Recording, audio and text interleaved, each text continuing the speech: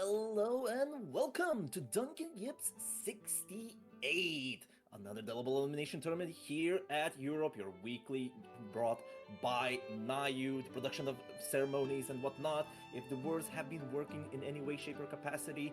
And I'm not alone, because I'm Mariah, joined by Supa. Hello! Good evening. It is another day for some wonderful Grand Blue, and what a bracket we have today. Don't you agree, alright?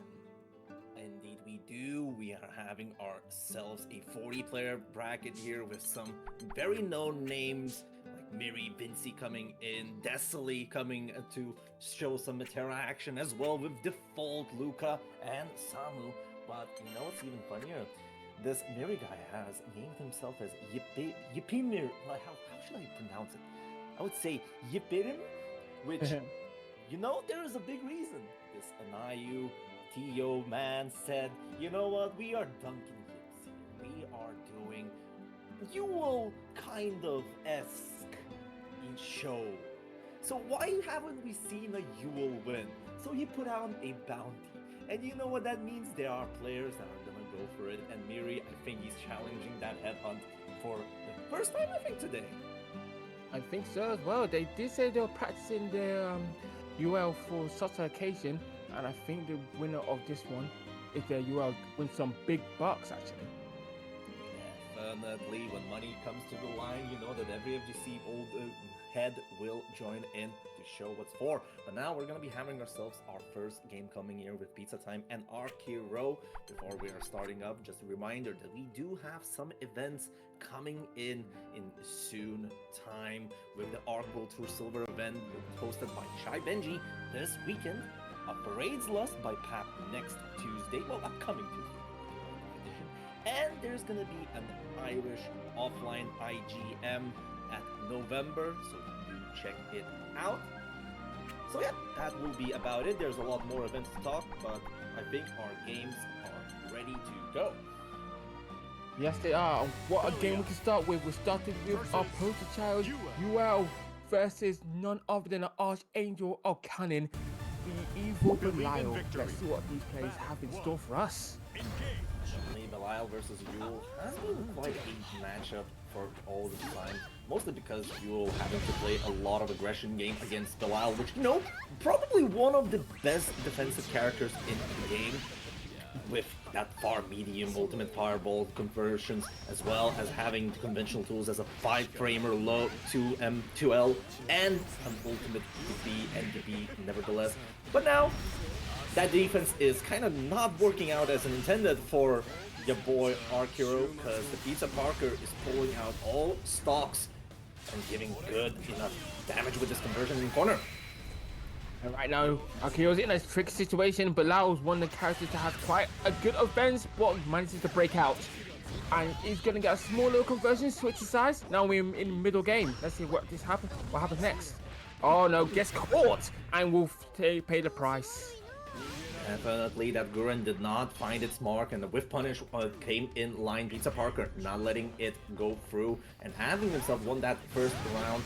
Going to the second one, don't really see much angles what the Pizza Parker has changed, but Arkiro has definitely upped the ante on the offense. Unfortunately, dropping that corner in the combo in the corner in the combo, whatever it says. But hey, that DP is gonna be punished. Yep, Oh yeah. I'm gonna get the break counter back, and it's gonna give you a bit of extra damage due to one break counter being left on Akiro's side. And right now it is now Bilal's time to shot. Oh, tries to go for the grab. Not happening. Goes for the small little Hanarashi. Now, but no mind, the pressure is on. You are having those fireballs, makes it a bit tricky for us to get in. I think the true pressure is pretty light here, but unfortunately for Arkiro, gonna get clipped with that 2M jump, empty jumping, getting hit low, probably from walking back into Raging Strike, and Pizza Time getting the first game. Just a reminder, this is a double elimination tournament that goes to first to 3 whole bracket. So with it, we're gonna have enough time to see if the first to value gonna come in for Arkiro. Yep, the dealer factor is really coming in clutch. And right now, we're coming in more clutch. That 6 is L as Pizza Time is managing to rip Akira to shreds and putting them in the corner. Dropping that ultimate ghost ship is gonna be kind of rough on the damage side, but nevertheless, putting it in the corner, Arcuro is gonna clip by 2M into the X-Gosha.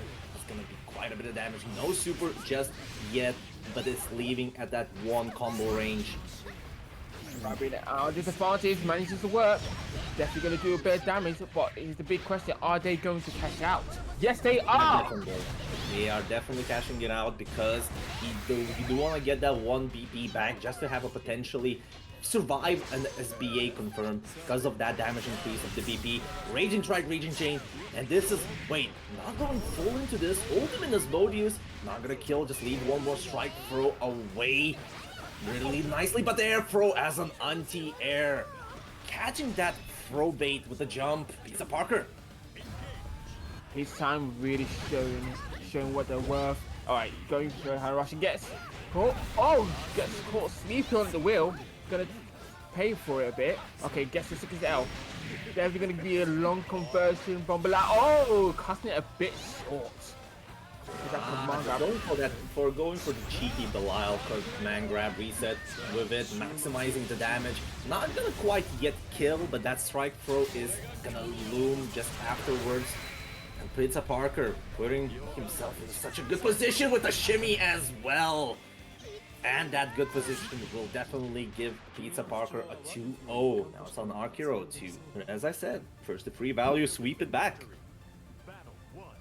But the first 2 games have been solidly in Pizza Town's favor. I wonder what adaptations Akira is going to do to try to switch it out. We're going to wait a bit because this combo does last a while and you're going to be put straight into the corner. Oh, yeah, getting hit with the overhead. The pressure is now on. Akira using those jump outs out of the corner have been helping out so well for him. And unfortunately, Pizza Parker showing that Belial has that. Oh wait, no, never mind. Hanarashi coming in as a low, punishing that throw into a full cash out. A very early cash out. I would not agree with it's that early, but nevertheless, BC, 1 BP left. Now it's gonna be conversion into our boys SBA, evening that BC count as well. Pizza Parker starting to climb back out of that very crucial position. Oh, time out of it, they do, catching them with the 6L and managing to finish it off. I'm gonna make Pizza Parker is very good at this last chance situation because he usually is that one strike throw and just managed to clean it up. But speaking of which, you know, good stuff by Imperial. Apparently, it's one of the few funny questions of why are you jumping on Yule, and this is showing what happens if you get untiered. Hero missing that second untier, unfortunately. Still Pizza Parker with enough pressure on his hands, keeping it up. The pressure cooking is going. Whoa! Yeah, it was going well until it didn't. Gonna get caught, and Hero's gonna get out of the corner.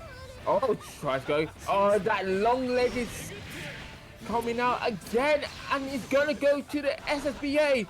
We're gonna see a bit of Avatar below actually being good for once. Unfortunately, that Avatar Belial is not gonna kill just yet, leaving one strike throw as usual. We've seen with Pizza Parker's games, trying to cheekily bait a throw tech situation. Back throw incident. We're going into some stance mix-ups. It's gonna be left there, but unfortunately, trying to backdash out of that -3. The far heavy will clip backdash with Pizza Parker with a clean 3-0 over Arc Hero, sending him to the losers. Yeah, that was as good as done and dusted. Fantastic work from Pizza Parker over there. Just playing really solid Belial. The pressure was on, and you can see Akira was trying to respect that pressure, and then got mixed up with the ground. And then they weren't so sure after that. It wasn't mostly mix up in the grab. It's mostly because usually how Arcuro will try to get out of the pressure situations were with jump outs. Honestly, loads of jump outs out of there, or pressing 2M and those specific ranges into Raging Strike as one of the last defensive positions we had.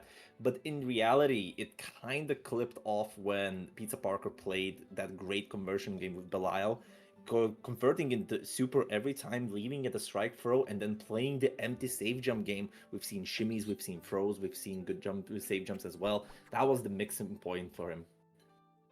Yeah, but in the end, they managed to clutch it through and get through without a really a sitch. But now we're up to our next few fighters. We got Top Shooter versus, I'm gonna think this is Miri actually. Nope, this is not Miri. This is semi-stable. One of unknown OD Yules there, unless the name change has happened in any way, shape, or capacity. Because I definitely see you for the first time here, mate. Other than that, we're gonna be looking at another Yule versus Eustace. And Eustace, after getting those nice buffs from the last patch, has been becoming more and more of a menace. The matchup chart did not change, but his reward, man, oh man, a lot better. With some blue grenade mix-ups here, leaving semi-stable in a good position, and that was a very cheeky spot dodge on the Hanarashi High Top Shooter with the round. Yeah, Top Shooter living up to the name, quite a convincing performance. Well, on to the next round. Alright, guess cool with the 6L, not much to convert from it, but right now Top Shooter trying just to take the time, see how Top will react. Oh, catches the round, Hanarashi punishes that, gets the DP. I saw the vision there from semi-stable, but unfortunately that vision was a guess of the whole time. That's gonna be a plus on block Gurren. Raging strike conversions out of it, and with it, gonna be looking at a nice position with that stance, but oh, misses the last hit. Oh, very unfortunately, and now the scrambles. The spaghettios are being dropped left and right, and with it, semi-stable, stably, quote unquote, gets that round back. Yep, a complete performance from both ends. Now it all comes down to this final battle. Honestly, I've seen some ideas from semi-stable how to deal with Eustace's pressure situations, and how to deal with the tactical dash that Eustace has. Unfortunately, it hasn't been working out just yet, but that last round will probably kind of stabilizes what semi-stable wants to do. Alright, Hanarashi coming in, and that move is and gonna get punished with pressure on that move again. Right. Komakari, and right now you're in a situation. Good, using your breakout to just get yourself out of that situation. You don't even play up and down mid. Oh, you're helping out a lot. Rat race coming through. Beautiful conversion and awareness there. Throw into ultimate grenade mix. Now Top Shooter reversing the situation. Jump back again, loads of jump backs. That's an SSBA, which will be safe because the jump back is invincible. With it, Top Shooter getting the first game over semi-stable. Honestly, it just shows how Top Shooter is that kind of a person. That's what he is, honestly. With the no mix up. Oh yeah, overhead's coming out. Oh, gets cracked. Well, this pressure is looking phenomenal. Has to break out of it. Semi-stable playing aggressive defense here. I wonder how this will pan out, because Top Shooter has been playing aggressive defense as well. He does not believe in any plus frames, and he look at that Spodge meta. Punished cleanly into SBA. Yeah, I'm gonna say this round is as good as gold for semi-stable. Alright, good stuff. Good solid performance. Let's see what this one has to go with. Top Shooter may have to do a few more adaptations to make sure semi-stable isn't able to play their game. Okay, dancing up afterwards, playing it safe. Here we go, DPing out of it. Now semi-stable is finding the stable positions to catch that Top Shooter's play style and ways to go, but that is gonna be a misjudgment into the Yipper Star. Look at this damage that the Yipper can do. Yeah. Oh, gets caught. Alright, nice convert. Again, it's a situation where they're just kind of stuck. And now the pressure is on. They've been caught. And pressure may be as good as curtains, and it is. Super, what pressure? This is death. Cutting on those shins into accurately determining that the combo will generate 100 bar for that SBA, with it equalizing the match count 1-1. Yeah, it's just the pressure of the game. Sometimes it's the pressure on yourself, not always on screen. Oh yeah, going for the double overhead. Double overhead? I'm waiting for the legend of the 7 overhead Yipper.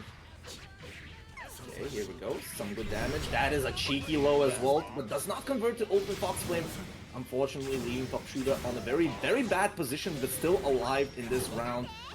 Dodging the Hanarashi, going for the slow kill, goes for the 6XM, but ultimate DP comes in to end this misery here. Right, we're about to top shooter, not looking too solid for the time being, but used to have many tools. I'm sure top shooter has as much tools in their pockets as well. Oh, can't go for spot dodge. It's going to get punished again. Yeah, spot meta is not looking like the best meta for this player. We're looking at him trying to squirm out. BT stands low, will catch him into a clean round. And Semi-Stable gets the second match in a row, getting 2-1 over Top Shooter. Yes, Stable just keeps, keeping that stability on their favor. Top Shooter looking quite shaky, actually. Like, now I'm trying to play the fullback game, knowing that it's not good to play the up-close game against a character like UL. Oh, good stuff. Going for the VP. Trying to just keep Semi-Stable under pressure. I mean, you have to understand, Top Shooter is that kind of a player that will definitely roll 3 times in your face and then press a button or a super in general. He will find the most cheekiest way of catching the Semi-Stable and as well playing so aggressively, so do not write him down, even if it's that bad. Yeah, look at this, ultimate grenade into ultimate DP, just to keep it safe. Slow kill, look at that chip point, but not enough bar to get the kill in. And now it's on Semi-Stable, trying to find the delay button. One more chip position, that will be it. Top Shooter round. Because you literally have to change up the style to far away and just bother the UL from over there. And that's going to guarantee them victory. But Semi-Stable's not giving them the opportunity to do it again. Gets caught and is again corner combo, and now Top Shooter needs to find a way to escape this nonsense. Alright, high, low. I'm deciding to block it there. Roll, yeah, here we go. Top Shooter, your boy that's rolling. Okay, Hanarashi's still up there. This is gonna be blowed up. Rat race. Gonna take a bit of damage. Bit off on this spacing just to get the double grab out of it. Oh, look at this! Fantastic play for Top Shooter. Definitely playing that unexpected button. And he's going to convert this into the W, making it 2 apiece. Yep, we're going to go into our match 5. Top Shooter changing the playstyle to literally run down Semi-Stable's game plan by his own aggressive approach. And with it, going to the 5th match, in which will decide which player is, which player is more stable. Yeah. It's called Semi-Stable for a reason, not full stable. Alright, Top Shooter trying to go for DP, not happening. One of the few characters in this game that can save jab and ultimate reversal. Yipper is that. And now with it, gets caught on the overhead with it. Gonna be looking at a Top Shooter getting out of the corner, but unfortunately gets flipped in the shins as well. And this is looking like a round for Semi-Stable. They're gonna be a LinkedIn SB. Wait, hold on. This always enemy. This might not kill. This is not killing. This is never gonna kill. It's not gonna kill. But it's gonna put Top Shooter in a terrible place. Right now, stuck on the wall. UL's right in your face. Oh, go straight. And he's gonna get points for that tweak accordingly. Top Shooter listen to his own demons here, going for the SSBA wake up out of position just to catch Semi-Stable's forward approach. Now set point for Semi-Stable. Right, Spot was saving their life there. But right now, Semi-Stable is right where they need themselves to be. And Top Shooter needs to find a way to fight out of it. DP coming in. And now, this is what is to happen. I'm not going to go for that gamble, but at the same time, Hanarashi out of it, not letting the throw go in, and Top Shooter looking in a very bad position. This time goes high, and now this good block. Shooter reversing positions, not really reversing the rewards as well. There's a lot of mountains trying to equalize this, and the tweakening.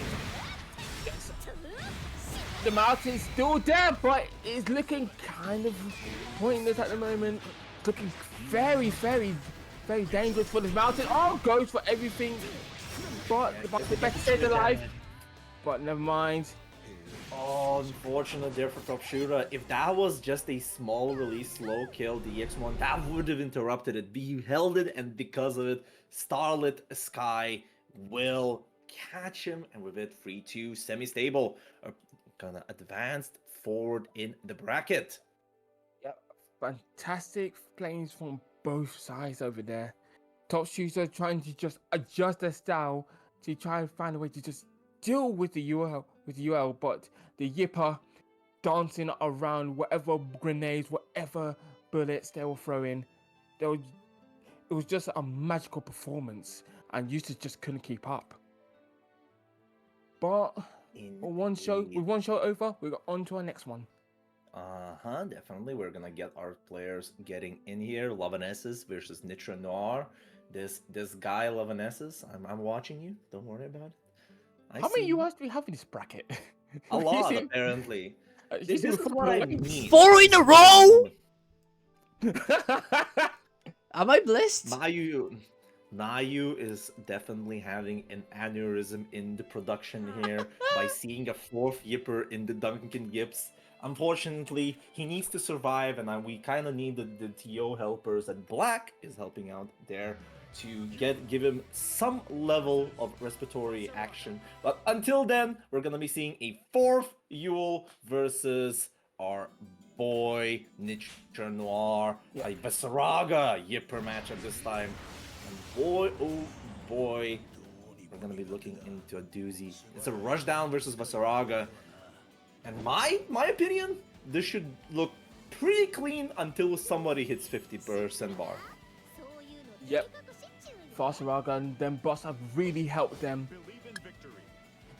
The armor buffs really coming in clutch. Really giving Basaraga that little bit more life that they really didn't need. But we got them in the side. We got them on the sides now, and right now, with Basaraga having loads of health and yours combos. Oh, this time, Yeah. low. Okay, I see how it is. That should be a true low. Nitra being a bit too hasty with it. Now that's gonna be a good clip in. Oh no, Lavanesses drops the combo in the end. There being a really big cash out. Ultimate GSG. Oh, yeah. Even the counts. Hard knockdown next to the corner. This is very dangerous position for Lavanesses, but Try gets out of this position. H tackle. We got tap coming through. Oh, the big side coming in over here. Right, trying to rush in. Oh no, try to go for Phosphor, not happening. Great stuff. These two players are playing such a slugfest. They're just trying to beat down as fast as possible, but unfortunately, they're both as characters with the toolkits they have. It's quite not an easy task to do so very fast. Could be the punish on the Hanarashi, and Nitra Noir also missed it up there. Rolling out of the corner. Lavanesses playing it safe. Oh! Yeah, just click with armor, and he's able to just get the great side coming through as well. Going again for the great side. There's a lot of throwing over here. Oh, okay, gets tackle. Not even convert, gets the Mundo. Yes, definitely. We're gonna be looking at a very good position for Nitra Noir, and Ultimate Instinction finds its mark. 667 as a calling card for the Basaragas, just to clear it up after the round. One round apiece, and it's gonna be looking quite a doozy. This matchup, as I said, if Yule is able to control Basaraga up till 50 bar, Yule's usually winning, but other than that, Basaraga is such a monster. Ooh. Tries to BC them, but not happening. Alright, DP come through. This Very is dangerous DP, but it does work out. GSG as a wake-up option. 50 bar is off. Trying to play it with the plus frames on Arashi just to get in. Oh, H-Tag come through. And guess that is, I guess it's GSG, and he's gonna finish it off.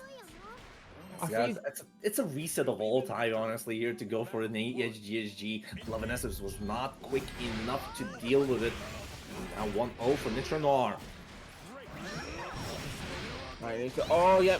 This is when things start getting hard. As soon as that armor comes in, you gotta use those multi-hit moves to try to get through. But not just that. It's kind of funny when you think about it. Just Lavanesses going for that DP to run in out of, I don't know, sheer willpower at this point. RM as a Raging Strike conversion. Kind of trying to play around it. Still, does not catch it. No punish from Nitra Noir, and Guren to crouch and confirm He did not really believe in the conversion. What is going on, Lavanessus? The scrambles are not getting picked up. The chip damage is also working out, and ultimate tackle catching the Hanarashi. Another round. As I said, I'm sorry, Supa, but these rounds are going extremely fast. They are. I think it's just the outcome of these two characters. Yipper wants to get in your face and be nimble, but the combos don't do a lot of damage. Natural is fast is slow, but they hits like a tank. So whatever hit that Natural takes, he can do a lot harder and make sure that help out just screams. Here's the thing, when you consider what Yule is, Yule has probably the best DP in the game to catch Vasaraga's armor shenanigans. The MDP does a lot of hits in such a little time succession. That means that you cannot humanly react with the armor. Meaning that I think that Lavanessus just needs to be a bit more reactive to whatever Nitro Noir is doing. Every reactive play is just getting just thwarted like that. Nitro Noir 2-0. It's literally looking very much in Nitro Noir's favor here. You are correct. On paper, it's looking like a nicer matchup for UL, but in practice, it's a totally different thing. Getting caught. Triple. All four. Five. Oh my god. Oh, the Yogi's going to setup comes in with it. We're going to get a good conversion out of it into SBA. And with it, not gonna kill just yet. Saraga health comes in very hot. Trying to go for cheeky save jumps shenanigans. Baiting the GSG if possible, but the Raging Strike will miss. Lavanessus round up. And that's one of the main problems with this matchup. You need to make sure that Nitro Noir doesn't get a chance to play. Because as soon as they start playing, that help, the UL help out goes, oh my days. Carry into Alpha 4, I love it here. The game just goes as well, seems. Oh no, look, I've seen this. The game is so Blue versus Rising. Match has ended. The match ended. The person parried the Killa 2L and crashed. Wow. That would be very, very hilarious at this point, but unfortunately we'll have to understand from Lavanessus' words. And I would like to get ourselves some TO action here to decide what is going on. Well, while Leventis goes and Nitro Noir finds out what's going on, that was quite a that's quite a good fight actually, on paper at least, because I would not agree with this one, honestly. Because, as I said, this is a bit too slugfesty. I agree that Vasaraga is a monster when he gets armor. And while I agree that the Yipper, Yule herself, is a very, very potent rushdown character, I would say that both of them were basically throwing their tools into the wind. And I'm going to be real here. Because we've seen that Nitro Noir, every reactive play that he did, worked out. Everything that was done by Lavanessus preemptively, as you know, the Yipper going Hanarashi and whatnot, has been just killed by the armor. Most of the cases that we've seen DP coming from Lavanessus was mostly on the ending of the stance, just with the follow-ups and whatnot. So with it, I would say that, genuinely speaking, from the power levels between these two players and how the characters are interacting in this game between these two players as well, Nitro Noir should get a clean 3-0.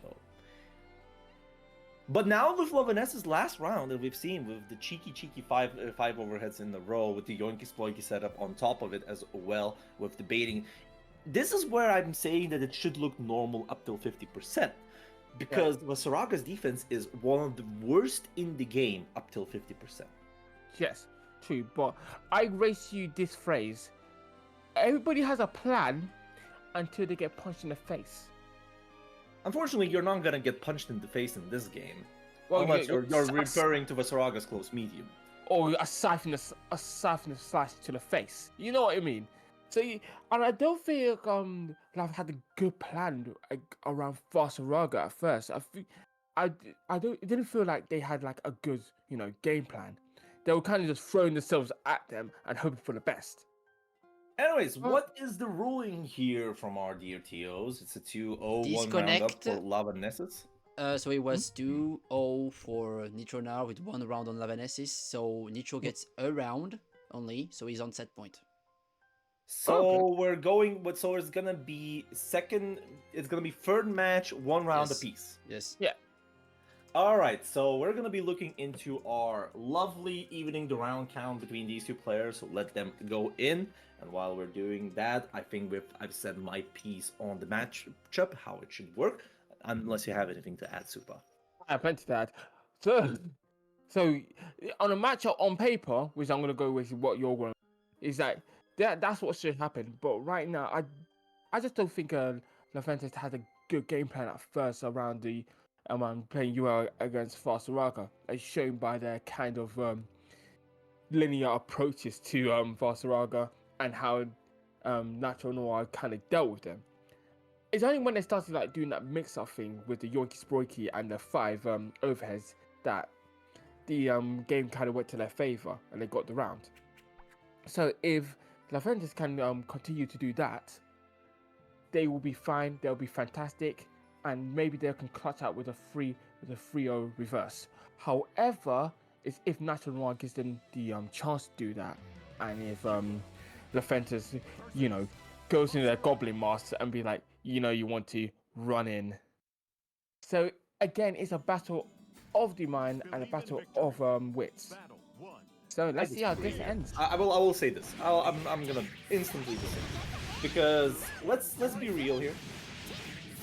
When you're looking at the battle of the wits as an argument, that means both of the characters and players understand what they need to do in the matchup, right? Yep. The issue here becomes when I genuinely believe that Lavanessus has been misputting the efforts of dealing with Nitro Noir's games, and at the same time, Nitro Noir has been genuinely missing a lot of the positions where they could have gotten good punishes on Lavanessus. So we've been going into quite a scrambly match here. But while I do agree with your saying that if Lavanessus gets that pressure going and runs on and says, oh, but if you have the demon speaking to you in general, yes, Lavanessus is going to be losing those winning positions when Yule's pressure is that strong. But nevertheless, the game is going now. We're going into actual game, 1 round apiece because of the technical issues. Hanarashi not going to get punished with the throw. I saw Sky working on the armor. Now, trying to be cheeky, parry it up in the corner, and Lavanessus with a good counter hit conversion out of it. 2 BP apiece, not going to build enough to super. What's the mix? Guys go, oh, he goes for the U-stomp. Gets the haste tackle, armor's up. Oh no! This is what I meant with how Lavanessus has been misputting the effort, because that's not the right answer to DP there. You DP on the step, not on the actual follow-up itself. Ultimate Fox Flame! Armoring through the close heavy hold armor. Distinction gonna go low, no armor, and you've seen here Raging Strike, Raging Chain, and Lavanessus absolutely clutching that victory out of jaws of defeat, and with 1 match up, still alive. Heartbeat is going 1-2-2.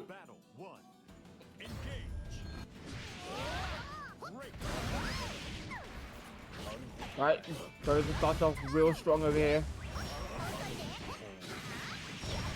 And right now, it's going good.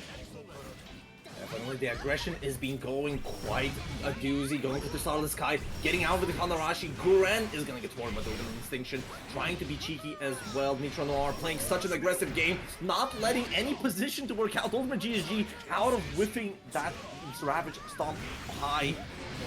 Get another one. DP, Lavanessus is gonna get into low. Oh, trying to be cheeky with the 5U, Hanarashi, and now Lavanessus just absolutely pushing up the tempo of this match, killing with the last Raging Strike, and getting another round up. As I said, they're finally concentrating, focusing on what matters to them, and now the Goblin Mask is off. They're playing sensibly, and they're playing safely. Oh, that Hanarashi is not a good example of what I was talking about. But so far, it seems to be so good. DP in all the right time. applying that pressure that fast worker finds hard to deal with in close combat. Double armor from this Ravage. Stompage coming in. Tries to air throw just not to let him go down. -5. And you do not BC here. No. You never BC fast. No, you can BC Vaz, but you need to know when. That's not the position when to BC. Right now, Nitro Noir coming with the set point. The misses the anti-air on the Ravage Stomp. Only playing. Oh, 6XL. Good conversion coming in from Levanesses. Not gonna let this go. That's a stance going very far away with it. Ultimate Solid Sky not gonna get punished as well for it. The on the armor. Trying to be playing so fast. Does not want to deal with anything that Nitro Noir wants to throw out. Alright, just get the tackle. Right now, trying to play that distance game. Now to usually closing it with armor to boot, making his approach a bit safer. Right, this BC gonna go high. This is plus on block, and Lavaness is gonna get clipped by the far medium frame trap. Nitro Noir with a 3-2-1. So good, solid performance from Nitro Noir, and you gotta tip your hat off to Levent. It's because it was good adaptation. You can see it after that first game they won. They started playing that safer game. They started, playing that distance. But again, in the close quarter scramble, they were BCing all the wrong places, and also most of their approaches again just got nullified by armor. So maybe a little walk to the drawing board for Lav, but again, there was some flowers starting to blossom. Unfortunately, there for Levanes. Levanes is going to be thrown to the losers bracket. Going to be going on. Nitro Noir is going to be playing against the Yip Mirik next up, but we're not going to be seeing that match. I'm going to be looking intently at the scoreboard for it.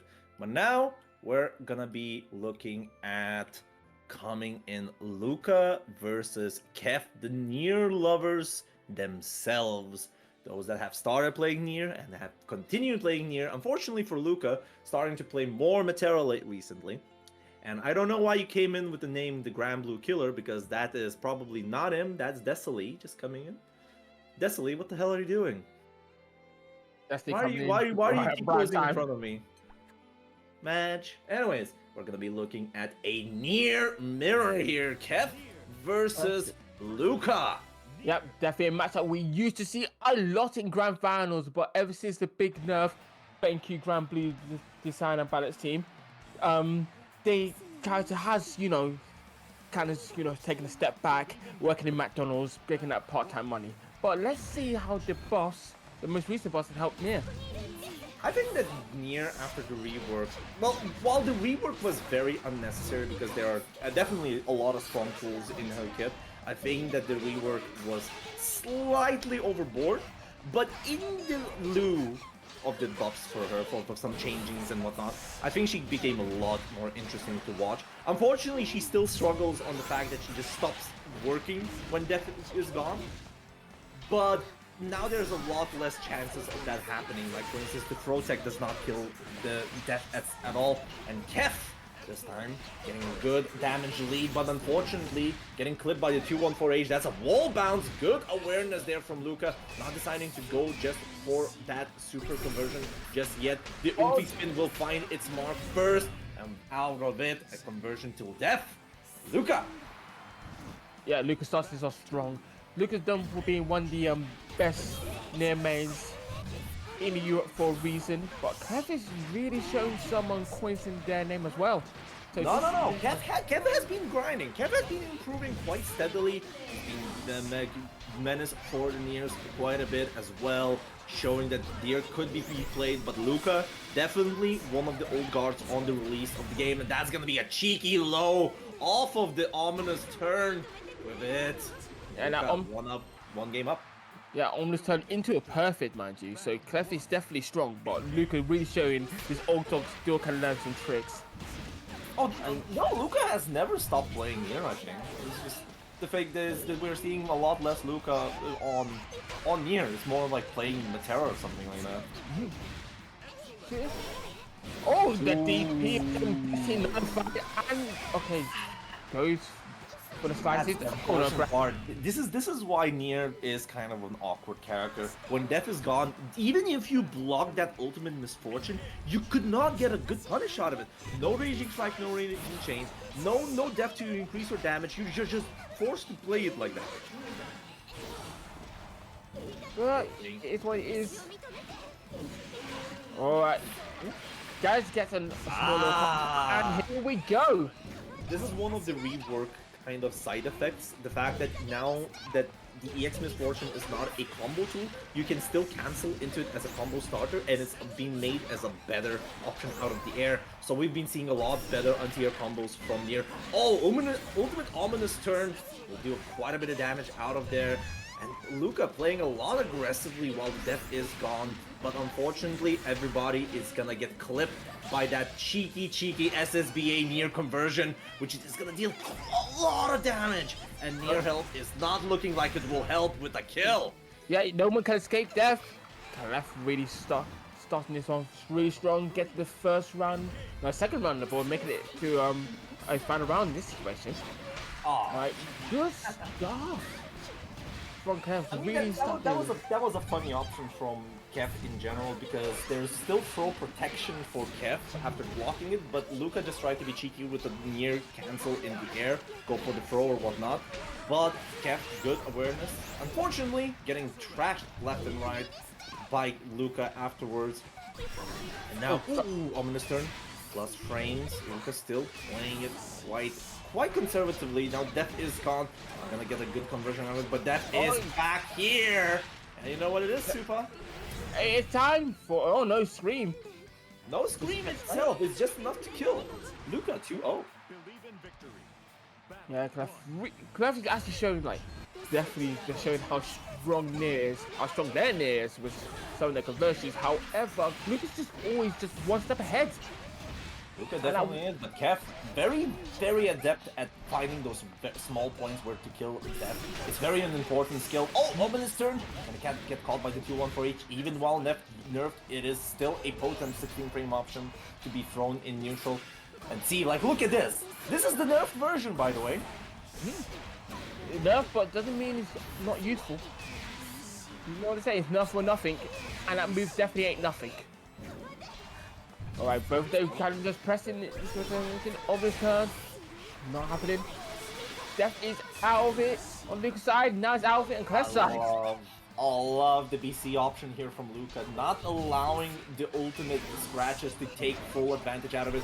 Kev as well, using the full advantage, and both of them don't have any more BP. Death is gone, and this is a battle of wits at this point. 30 seconds on the clock, ultimate ominous turn, not gonna clip out. We don't see any more Death. Still, Death is alive on Luca's side. But Ulti spin. Yes, that was a resource game between these two players here, and Kev has kind of gotten the better edge out of it. Now Luca has to be careful. That was right behind them, but Death has taken a turn and just kind of sat out for a bit. But Luca really getting these wall combos. Wait for Clef to just break. Oh, those are very important. Nier Oh, after rework requires 5 U's to be hit to get that Death faster.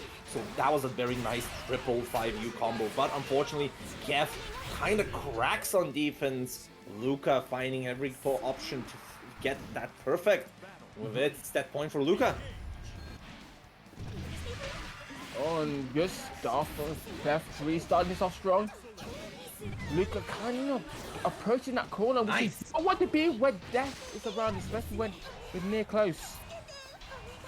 There's a probably start to rise. Alright, both they're playing the 6SL game. Oh, the clash will not work out, but Kev still has the good health advantage, and Luca ringing around the Rosies with the jumps left and right, waiting for the Death to come back, and that will be the good position to be. Not deciding to go for the super, just deciding to get a good chunk of damage. Ominous turn! And this turn could turn into Clef's favor. Right. It's not ominous turn actually, it is Death reversed actually. Man, I'm forgetting Nier's names, huh? I think everyone did. No, you don't. Ooh, jump out of the corner and Kev getting that good whiff punish on the 2U that Luca tried to play around. And with it, Kev, one match up, still 2-1. Luca has all the advantage in the world. Here we go. The near combos, unfortunately, misses the last 5U to get death faster, but it's nevertheless rolling into the corner for no apparent reason, I think. That's questionable, but now Kev is in a very bad position. Still finds a good point to get in some good damage on Luca. And we're back to neutral. Back to neutral it is right now. Luca trying to find a way to break through Kev's defense, but finds a way now, but fails to confirm with death. Both of them just kind of pushing each other, and right now Kev has got Luke in the corner. Only one break point to the name as well, so they only got a chance to detect one mistake and get rid of it. Yeah, this time trying to bait the BC, but the BC will come in on the second part as well. Kev understands that to use it, but no death, couldn't really get enough damage. 50 bar from the strike, and a shimmy! Beautiful shimmy over there. Oh my day, that was so close. It was literally one mistake from either side and it would have been Curtis, but Luca manages him to finish it off. But Kev is not going out without a fight, seems. It's not without a fight as well, but you have to remember, with Nier's potency, it is set point for Luca, and still, Kev with the momentum has to be careful not to get clipped. Yeah, here we go. Death reverse, gonna be used. 50 bar is already gone. Gonna go get the conversion, but misses just far away with the conversion. No death left, and that's gonna be death gone for quite a bit, as well as you are dead yourself. Death is the be or end all in this matchup, it seems, and it was Death's not there at them that time and space, and you get hit. Well, let's focus on that next round. Kev keeping up the potential, and Luca with the patented he has this very specific delay match timing, which does throw off a lot of people, but at the same time it has a very high hit rate, and she's shown how Luca has been using that. Unfortunately, the death reverse is gonna get enough damage. Here we go, another one, catches your legs with it. Triple bounce, does not go for the last 5U because got not a close heavy but a far heavy. Couldn't really cancel into 5U with it. Okay, been seeing out, not gonna kill death, and that's looking like almost kill, but unfortunately, you've been Luca mashed on with that specific timing into SSBA, and with it, we're gonna seeing a free one going to Luca. SSBA finish, death, twist his balls. What? Yo! Whoa! Hey, yo! Whoa! Hey, yo, what's going on? Whoa! Look about it. Hey, yo! Whoa! Oh, well, that was a good SSBA finish. Fantastic work from both players over there. I'm not sure what's going on with the Riot over there. You don't know the sticker? You actually don't know this, the very popular sticker for death? That sounds like something low-tech will say. Death twist balls. Yeah, exactly. There is such a sticker, which is kind of funny. Right, with ball twisting and ball busting gone, it's time for us to focus on the next match. Right now, we got none other than the beautiful Desolé versus Kawagagi Momoka. That's Dai. Dai Ben. Oh, okay, I'm gonna guess they're playing. Not Dai. It's Ti. It's written as Ti, but because it's Vietnamese, it's like Dai in a sense. Oh, it's Thai. Cool. Okay, we all know who they play. They play Ferry and the occasional Ficala, if times are rough. Which is funny. He did ask me a bit about Vicala shenanigans. Unfortunately for Vicalas, we're not gonna see more Vicalas. And by the way, I've been screaming at you at crossover. Don't freaking do it. But we'll see ourselves a zoner matchup. Dai versus Desolé, because we've been talking about Dai, we haven't talked about Desolé, one of the 3 reps of Metera. Actually 4 reps, I forget that Pau still exists. Somewhere. Yeah, the Rat King is always there, looming, always gonna be coming in as a rare rat to catch your crystals. But unfortunately for us, crystals do not matter here in the Dunkin'Yips. It's gonna be Desolé's Metera, who has been playing a lot more BlazBlue lately. And I wonder how much BlazBlue skill is gonna come in here. In this, I would say, a very funny matchup. No, Fairy Matera, who outzones who first is the matchup. Oh, right now it's about Zonus, and right now Destiny is finding a way in. Getting them backflips. But Ty's finding himself strong. Gets the counter hit. Then we're going to do a lot of beautiful damage over here. GG coming in as well. You Butterfly. Momo is on the field. Oh, the butterfly, but the SBA comes in clutch, not letting Destiny to get a good amount of damage out of it, and with it, Ty is using full advantage out of it. Still, another ultimate butterfly coming in, intercontinental heat-seeking butterfly. Oh, he sees it out, good for position, raging strike, raging chain. This is a basketball combo with it, Destiny. Round up. Definitely quite a solid round on both ends in that, for that one, but the first round, and right now Ty seems to have gotten themselves in. GG's on the floor, but Destiny able to jump out of it. Ty's trying to start their fence, getting the block. GG's on the floor. That GG is a big problem for most characters, but with a character like Matera, I don't think so. They're able to jump out of it. No, that was good awareness. Unfortunately, did not get to hop out of it with Zephyrus because you still get an air action out of it. Usually, the thing is, Ultimate GG has insane amount of recovery, while at the same time, Ultimate Arrow does give back another, here we go, another air option to go for. But unfortunately, this has been putting Destiny in a bad position, and with it, Die evening the round count. Yeah, Ty running that show, but it's not over just yet. It's one more round. See who gets first advantage. Oh, lovely GG on the floor, being a little arse like usual. Just being that little pressuring little rat as usual. Yeah, jumping out of the GG, but still gonna get jumped in. Gonna get clipped a bit of damage out of the high off of it. 2-1 for you, no BC. So that's a guaranteed counter hit BC point. And Destiny just using them, probably finding a good position later on. Still health disadvantage is dwindling. Ultimate DP just to get him off. GG not gonna be working out. Too far away for the conversion out of the jump EU. The ultimate arrow trying to play some delayed pressure. That's plus on block. Die is playing very beautifully, keeping Destiny at bay, and that's gonna be a 1-0 for Die. Yep. But as far as he does go to die, but definitely still has a few things up their sleeve.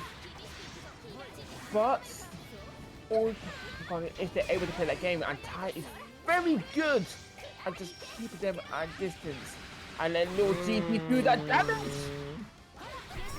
Tried to challenge the EXGG with an air arrow, but unfortunately that was not enough time. And EXGG is not the GG that disappears on block or hit. And with it, gonna get clipped into a cascading hill roll with Die getting around. Well, okay, good stuff from Destiny. Get the wrist a bit of guy, but both they kind of get caught. It's very hard to press on both sides because both of them can get caught for a stray buster. The U buster is out. Plus flame galore. That's gonna be a nice delayed 6XL to catch any defensive options out of Die. And now you have double Barfly into a save jump, which will catch that ultimate DP. And with it, evening the round count. Okay, we're in the same situation we had in the last games. Alright. Good. But Destiny ready for it, punishing them accordingly. Yeah, this is a very rare option where the jump U hits too high to be a plus, but even minus. Minus enough to get punished by, oh Jesus Christ, that rage. That hit with that Bluetooth button, but never mind. I really stuck themselves in a sticky situation. Does Destiny have enough power to finish it off though? That meter's almost at 100. Generating enough, but yeah. That was not enough for the super, but it was not enough for the get a ultimate arrow in as a linked in 40% minimal scaling. Should have been enough on the fairy health. Now we're gonna have ourselves a match evening position for both of those players. And as I've been seeing, Die has been playing quite a very solid that layer 1 fairy gameplay, which is very insane to play. Low risk zoning options, getting into GG positions, like mixing you like we're seeing on the screen. Well, Desily, I think Desily has been ramping up, like ramping that engine to this few gears up to get that offensive play on Dai. But if you're not able to do so, this is what happens. Dai just absolutely squashes Desily. Yeah, gonna worry about that next round though. But gets called out there. Barfly helping out as well. I like the awareness on the butterfly absolutely getting the conversion. Not going for the hop, but going for a run-up conversion out of it. And with it, we're gonna be looking at the SBA. That's killing. That's killing. As I said, this is the game between these two. And that was a very bloody quick run now on that as well. Right. So far, so good. Both they're playing these long getting blockable. Alright, Barfly on the field, got to respect it. Oh, get punished on the sport. That damage is cracking up and racking up. It does. Alright, we've got 2 Barflies here. It's as good as gold. Good stuff to Desily. We will never. You always have to trust that Metera players will know their optimals and they will know how to play that character with those conversions. And you know what? Dai is kind of the pickle. 2-1, and Desily has been showing quite a bit of finesse when it comes to the offense. And I think this is a repeat of our first round, where Dai is absolutely in control with Desily, keeping Desily in the corner, getting the throw into the GG mix, and cashing out the SBA. GG is up, and that's a 50-50, which will guess wrong. Even with the scaled down low, this is enough. No, not enough. Still gets thrown out. Just this is very, very rough for this, but he's out. Alright, Kaz knocked away, but now it's just one special or one good hit for finishing the round. Good stuff to Dai. But now, they still got a long ways to go. They still got to find a way to close out because they make 2 major mistakes. That's when this bracket over for them. They still got losers, but yeah. Yes, Alright. Hula Loop not gonna get punished by Metera, too far away for to do so. But still, looking very solid for Dai. That round up can kind of get himself a bit of like that weaving round. Jump you. That's a counter hit. That's a cheeky one. That could have been very, very rough. Ultimate gymnast. I don't know German words. Please teach me. Anyways, with it, gonna get a good hit, and with it, plus frames. Oh, luring around the roses, left, right, high. GG definitely coming in quite clutch in that situation. Oh, the problem starts to rise. You got to play a bit patiently. Oh no, it looks like you are going to get a bit of trouble on your side. That means there's 2 Barflies there. One big mistake, and this round is as good as gone. Very close to getting the super, but this time going for throw baits left and right, just keeping Dai. Dai is playing so patiently. No BPs left. He has to find his moment. Ultimate Butterfly, no BC. There's still Ultimate Butterfly. Those 4 seconds cooler, but unfortunately, Ultimate Arrow clips Dai into the Butterfly. With it, set point Desily. Definitely looking a bit dire, but Tai has gone through worse. Tai's definitely gonna try to find a way to close out and go through. Right, GG's coming out. Oh, GG, that was very close for it. This comes out. Ultimate whip will get clipped out of it. Punished as well. Desily does not really spend any probably did not cooldown for the low arrow. Wanted to go for it, but did not get to convert. Still playing it solidly. 1 BP. Yes, BC coming from Dai. Dai's very BC happy when it comes to the fairy play. And Desily still keeping that pressure. 0 BP. This is Dai's moment to shine if he doesn't get anything out of this offense. But this, unfortunately, gonna get clipped low after the BC with it. 3-1. Desily advances forward to in top 8 to play against Miri later on.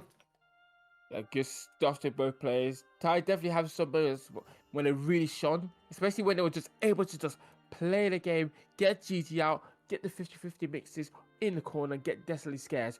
But when it came to like middle stage and mid-screen battles, Destiny always had it on top. Had the optimals, so mind you as well.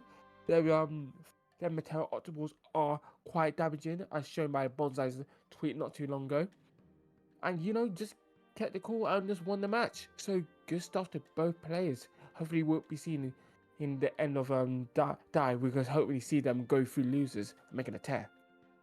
Oh yeah, definitely losers bracket. It definitely looks like a bloodshed and a war zone by itself. We have ourselves a match already set up for the losers top 8, which is the Nitro Noir versus Samu, the Vasaraga we've seen versus a very prominent Charlotta here in Europe. But at the same time, top 8 is starting to form up. Our first game being the Miri versus Desily, which we'll be seeing very soon. Our next side of the winner side will be Pole Robot versus a winner of the Default versus Luca, which honestly, in my opinion, I believe in Default. But Luca has been playing so solid, so it could go either way. Right, yeah. So we got all good matches ready to come up and good matches to follow as well. So very excited to see what everyone comes up with, especially with their own characters and just see their skills shine. The loser side, we've been seeing a lot of players just waiting it out. 11S is going to be playing in its own BG Gaming there.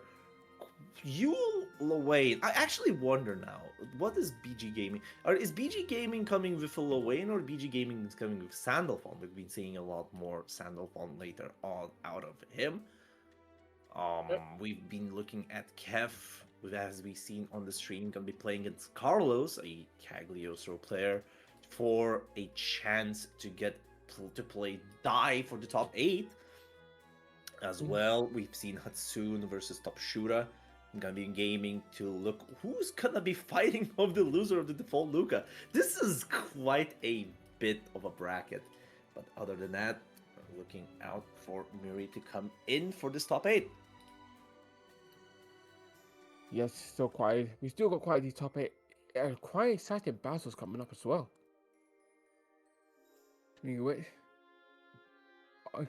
Speaking of which, maybe while we got some quiet time, maybe time for... Oh, never mind. I think our next battle is ready to go. Yeah, definitely. We got Deslay ready to sit down, and we got none other than Miri making their appearance first time on stream. And again, we're using UL. It's going to be a UL bracket. Usually we're stuck with Louise, but this will do. Definitely our Yon Seox Miri guy, the Eustace Gamer, very prominent player as well. With the Head Stomper 2025 winner, gonna be playing on that duel for the Headhunter bounty against Desily, that we've seen quite a doozy of a match, and this is now looking quite funny, to be honest, because if you consider Yule's toolkit, she's a rushdown, right? And she should be controlling zoners like crazy. There's another little small fact that you can do, which is 2Hing the flip on reaction well, and as well having very good jumping buttons. This is, by the way, this has been killing. Yes, indeed. There can only be one flipper, and that flipper is, of course, Duel. Nobody's going to take her place, not yet. Alright. Oh, 1H block plus. There's the button. She just get the game going. Desley. Yeah, just to get the grab. Alright, and now, gonna get polished for that DP attempt. And I kind of like the DP approach from Miri just to show that early on as a hand, because this should change how Desily approaches the pressure as well. This round by itself was looking very rough for Miri, because even if you jump out and survive that ultimate butterfly and getting unteared by the Great Fall, it was basically over at this point. It's very hard to come back against Petero with bar. Indeed, Tom. But sometimes you just have to give it around. So some cards you have, so your opponent can be aware of them. I'm going to make the switch to game plan. Oh, good stuff. We're going with the straight aggression over here. Playing it safe. Butterfly gonna get popped off. Back throw. Now you're looking in a rough position. That butterfly is too fast. That M1 I think Desley really likes to put it in very quick section to basically force the person to act.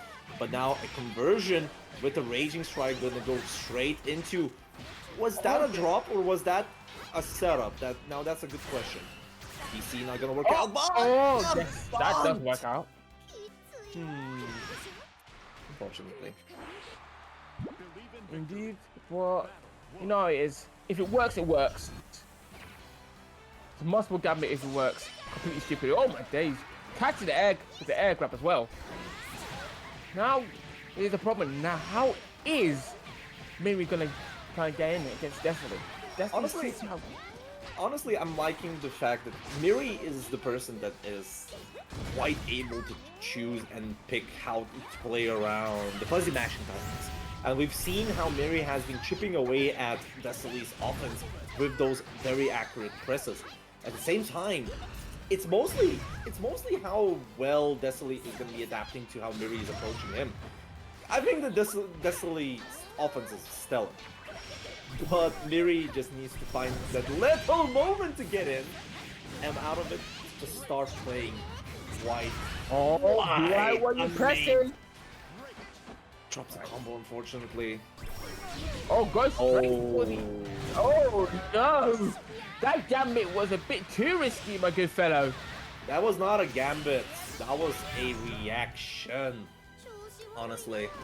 Mostly, the thing is, if that was an ultimate arrow, it would have punished it. But the thing is, what happened there was ultimate butterfly by itself is like 25 frames of total recovery.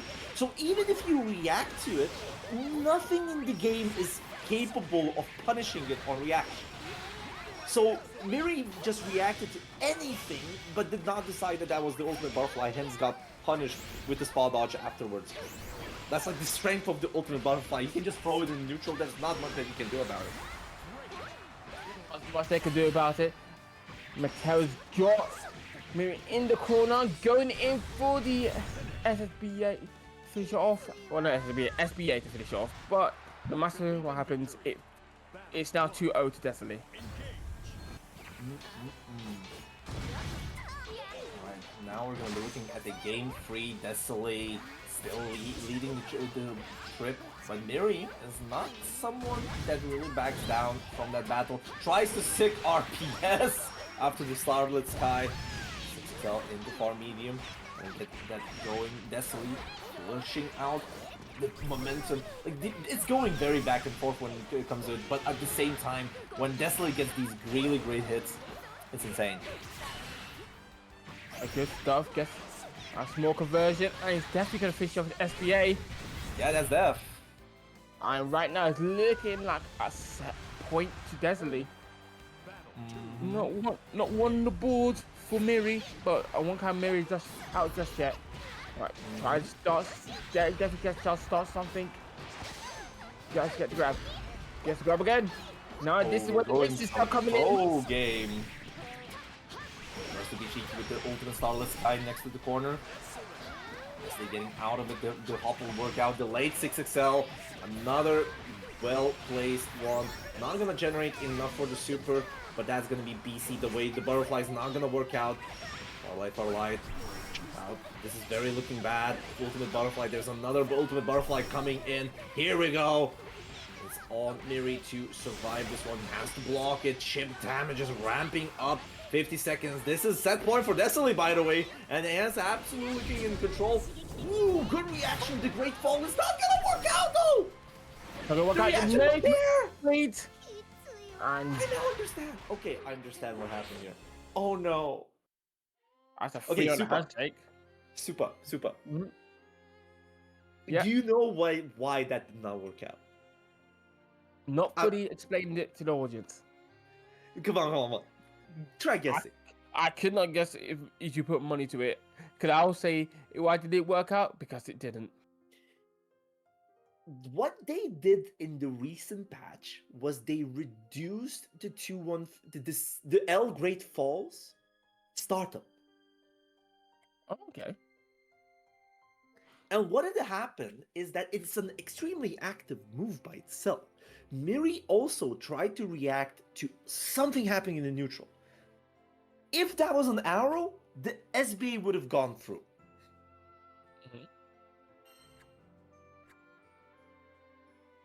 Right? Yeah. Unfortunately, because with the reduced startup, it already went to the arc of it, and he reacted to it. It became active at that position. And Yule does not have a lot of invincibility by itself. If it is against a fireball, it's enough invincibility, but it's not enough when it's a very active move that is the Great Fall. So that was the right reaction to the wrong move again. Well, that's definitely just one of the situations where it's just, yeah, right decision, wrong time. Right, it was a right decision, but at the wrong time. It's not that it would have been a right decision before the patch. That's the point. Well, even worse, it wasn't in the wrong time. It was the wrong patch. But but we're gonna have to move on. And right now we've got Default versus Player Robot. Let's see what happens to this one. Yep, so we're gonna be looking at ourselves in Narmaya, one of the main Narmaya reps of Europe, Default versus Poly Robot, one of the few that has left on Grimnir after he, well, technically he got a bit shot in the recent patch, but at the same time I think that it was kind of a stupid change. I'm gonna just throw it out there. Grimnir is still strong, and I don't know what you're gonna be saying about it. I'm agree with you. Grimnir is indeed still strong. It's just not as Lucas as he once was. Like Beatrix. Oh, no. He's still steady and he's still going to do damage. And I think this could be as good as golden. Maybe. Yep, I see that going in. There's going to be a lot of damage with it. A lot of damage comes in with the kill. Polar Robot, one round up. Yeah, Player Robot still showing the power of Grimnir, how much of a ridiculous character he is. But I won't count a Default just yet. Default did come nice at CSF for good reason. Oh, tries to DP though. Oh, that was a Valor, a very big Valor from Default to DP the Grimnir Sigil shenanigans. But at the same time, it's still oh, just throwing a 2-1 for you. That is safe, by the way, in mid-screen. Oh, why not? Catches the jab and gotta get punished accordingly. Gotta settle the Sigils. Doesn't maybe not need. Doesn't need to. We're just gonna go straight for the SBA. And is that kill? Nope, that's not killing. Oh yes, it is. Oh, that is. Because that last hit does not do a lot of damage. The most damage comes from the whirlwind in front. Huh, interesting. It may not do enough damage, but it did just enough right then and there. Was the hit on 4th hit? That was not an extended combo. Okay, I see how it could have done that much damage. I see the vision. Anyways, enough walking with the last round. We're seeing Polar Robot with one match up. What a conversion out of that EX whirlwind. And now with the sigils on top of you, Default needs to work it out. Tries to flip out of the corner, gets BC'd out of it. Polar Robot using it, and the active defense that Default has. And here we go, that's the nerf. Just corner carry with high damage, and Polar Robot taking full advantage of the sigils in the corner. I'm now round up. Default's kind of getting shredded by the wind over here. Hopefully the winds will change in their favor in this second battle. Alright, not starting off too well, but Pule able to just play the game, settle the sigils as well in the corner. This is where problems start to rise. And then problems are rising on a fast right now. Look at all that damage that's coming through.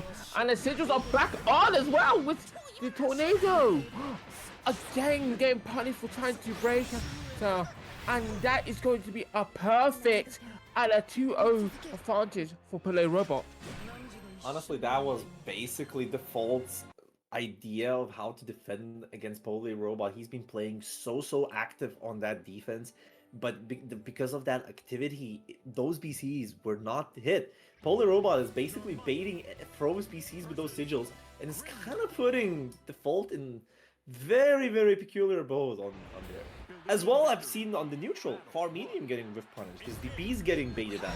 Polar Robot is just playing such an immaculate offensive game that is putting Default in such difficult positions more often than not. These positions, these positions are definitely difficult. How is? Oh no! Again, this time call for pressing. Oh no! I can foresee many things. I see a perfect going our way. Told you.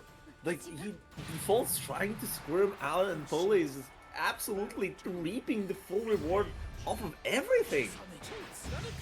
I humbly agree. All right, now Default gets a chance to play, but for how long? That's the big question. Oh, tries to move. Tries to hit them with the move flip, but it ain't happening. All right, tries to hit the transient.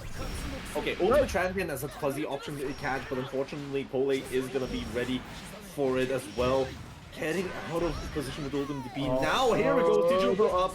This is one more situation now. Tries to roll, but the Sigil conversion. Pole aware enough to get a full conversion, a 3-0 over default. What a fast set. Here in top 8. Was definitely something to say the least. Wow. Pele just showing how strong their defense is, especially on corner pressure, and Default just pressing in all the wrong situations. When they're in the corner, they tried to attack. That got hit and they died. They tried to use a BC. They timed it wrong and they died. They tried to roll. They still got hit. It is a very difficult position, and I do not envy default on how to defend against Grim. Grinir still, even after getting shot with the nerves, is a menace to deal with. But other than that, we all now have ourselves a winners finals already set up, which will be Desily versus Poly Robot. But before that, we'll have to go to the losers bracket to find ourselves the top 8, which is not finished, by the way. That's still cooking. That's Are still you cooking. kidding I me? think, to be fair, we just had Default kind of get shredded over there. So We're going to be looking ourselves at the top 8 being constructed bit by bit. Samu has beaten Nitro Noir with the 3-2-2, getting himself a position to carry on. Luca just getting a 3-1 over Hatsune. Gonna be playing soon in the top 8. We're still waiting for Defoppy versus Lavanesses. The winner of them will be playing Luca. And Dai versus Carlos will be fighting Samu in the losers. Until then, we have enough time to talk about our upcoming events, which will be the Silver Arc World Tour event happening this weekend, hosted by Chai Benji. And as well, if you may, Soup. oh yes, I can. We got 2 events in the good old country of France. We got UFA coming up soon. Yep, In- definitely. It's gonna in be on September? September, yeah, mid-September. As well, we have Evo France, mid-October. Oh yeah, it's mid-October. Yeah, I think it's the 11th actually. So that's gonna be magical. Okay, and if you want to explore in Evo France, it is just off Monaco. So any racing fans, you can check out the track, the circuit de Monaco. And as well, we gotta talk, if you are interested to go to these French events, if you want to taste of the PAPS, good old TO work, Parade's Lust is gonna be next Tuesday, a monthly money prize double elimination tournament where all the heads of the European side join in. It is the highest level of double elimination at online we have. And as well on Wait, the can I do November one? side. Can I Sorry? do this one? Yeah, can I do this one? And if you're sick of France, we got IGM Winter in the good old country of Ireland. Yes, I just want to say that. You just wanted to say if you're sick of France, huh? Yeah.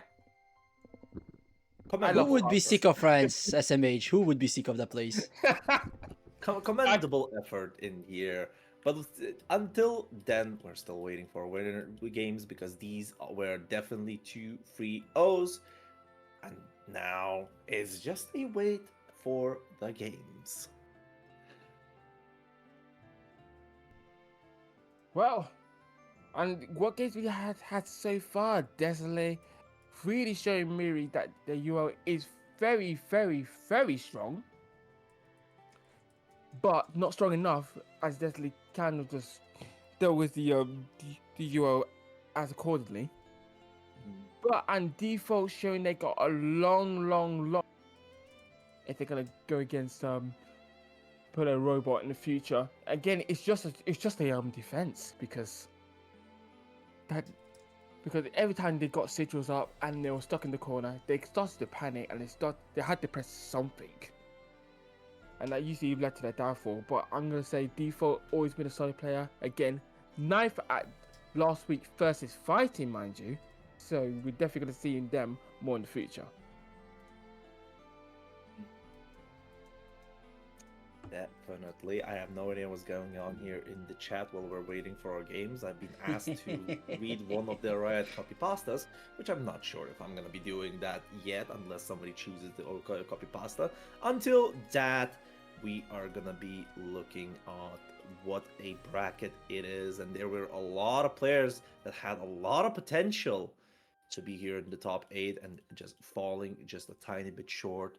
Kev, semi-stable as well with the Yules.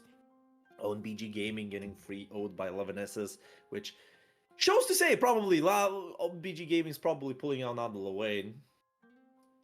Sandalphon, I'm seeing you. Well, maybe you change the pace. You'd be saying you're sick of Lane as of late, so maybe OBB Gaming is taking that personally. It's just being like, you know what? You're right. I'm gonna have a chance with this other character. I'm gonna choose Sanderthorn because I remember playing their Siegfried not too long ago, and what a Siegfried it was! And that's all I'm gonna say for that situation.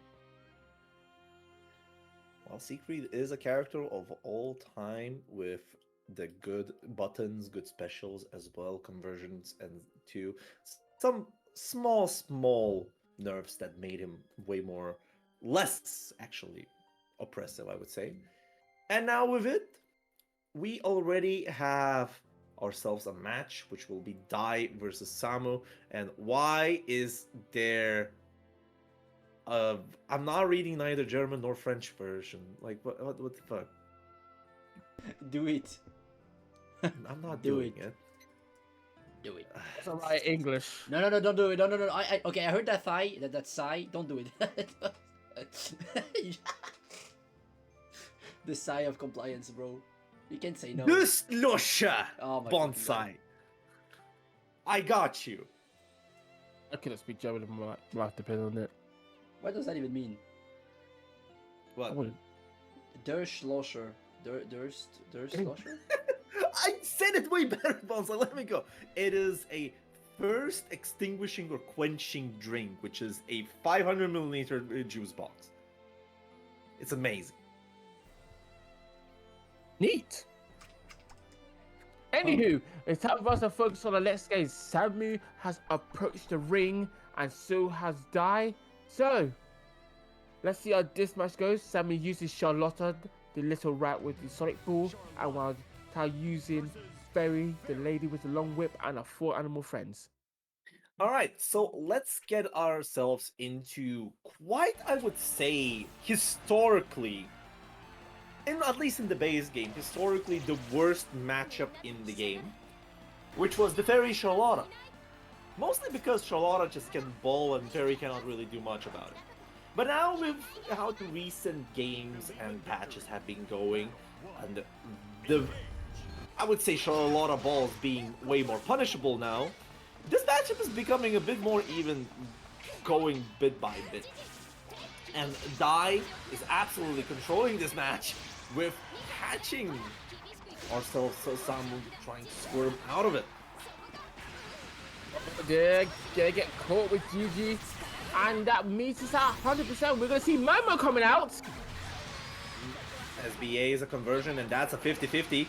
Gonna go high. That high has not been blocked for quite a bit. Gonna be going for another one, and that is not a regular one. And that's a perfect boot. Yep. What's the best start you want to see with your Samu? The thing is, Samu tried to get out of there with the noble strategy, but it's not. When you have a true setup, you can't really work with the mistakes done by the 7th player character by themselves. They will catch you in some way, shape, or capacity. And now, good keep it. And now it is now the Rushdown player's turn to play the game. Oh no, gets grabbed. GG on the floor. DP here. straight out of that situation. Oh, Where's the but, Oh. good All stuff for Samu. right. Two positions that were kind of off here. First of all, that we did not get a punish on the probate jump. And the second part is that Dai pressed 2U instead of 2H as an anti-air. Well, this is kind of a shame.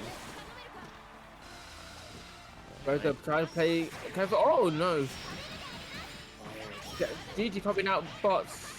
Samu's ready for it and gonna punish Dai accordingly. Oh no. Oh, that's a hit. We're gonna get ourselves a heal. 6-6H to pull it off. Not gonna have a GG to get a set play, but that's good enough. 6-6N was attempted to be pressed, but out of it, the noble strategy low will catch it. And with it, gonna get a good conversion, maximizing the damage as possible. But that was an aerial hit because of it. Couldn't really get the kill. Still, SSBA on 0BB. What a reversal back and forth. And I think with this, we're gonna be seeing a kill. Indeed we could be, and indeed we are. SSBA fairy finish, which is very damn rare, because all fairies just use their bar on goddamn ultimate hula loops or SBAs. This is very rare. It's as rare as seeing Zeta hair down. Just saying. Wow, indeed it is. But okay, Sammy may be a bit shaky with that one, but hopefully they can just calm down and regain their center and focus. I mean, it was quite a unstable round there at the last one, and I think Sama just needs a small timeout. And we're going into the lobby just to resolve and see what he can do. Still 1-0, going to die. And with it, we'll be looking into he did give a heads up just before the game started that their connection has always been very iffy, and it was again the case here. It was like 5 to 7 rollback frame depending on the situation, which is clearly not that playable. So Samu is just taking the rage quit here to not play in this situation. I see. I'm fortunate to hear that. We're not going to be having ourselves a competition. Samu, I think if I heard it right, Samu willingly DQs himself, Yes. allowing TI to play against default later on. And we're going to be looking ourselves at the other side of the top 8 losers, which will be Luca versus D Foppy. Unfortunately, we can only see more Samu, neither more Dai game, but it is what it is. Connections on the online brackets have their own ways of thwarting or saying, nah, hell no. We're not seeing these matches. Wink, wink. Well, it is what it is. We can have all the connections in the world, all the rollback, but sometimes connections just don't want to fight. And it is what it is. But we have to move on. And right now we got the return of Luca versus D Floppy, our Arthur Eustace main. D Foppy, we're going to be coming in. Lots of Eustaces lately, huh? I wonder if those buffs are kind of drawing in people.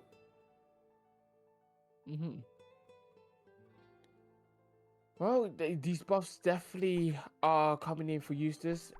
Definitely more favorable, so it's good to see more of a mix of characters. Alrighty. So, let us get it going. And what the heck? We got Beatrix coming on! Beatrix! Alright, so instead of seeing ourselves a Nier versus Eustace, which I can see that could be pretty rough for Nier, mostly because projectiles do kill Niers that quite easily, putting her in the worst positions. Luca decides to go for another extreme on dealing with zoners, which is Beatrix. Yeah, Beatrix, a character known for being quite solid in this meta. It is definitely quite a good matchup for Beatrix, but at the same time, you have to never... You remember, Eustace mains are very close to Matera mains. Mostly because you know that they will know their optimals, you know that they'll know their play styles and matchups, how they need to play, because to play this cool-ass character, you have to, you know, put in a lot of them. And I know Beatrice has a lot more room for error. Her combos are a lot more free flow, and that fire heavy coming in, and that's gonna finish it off with an SBA. Yep. Beatrice are a lot more forgiving, and you don't need to always play optimal with her. And she's just, well, pretty much aggressive little ape, and I love her for it.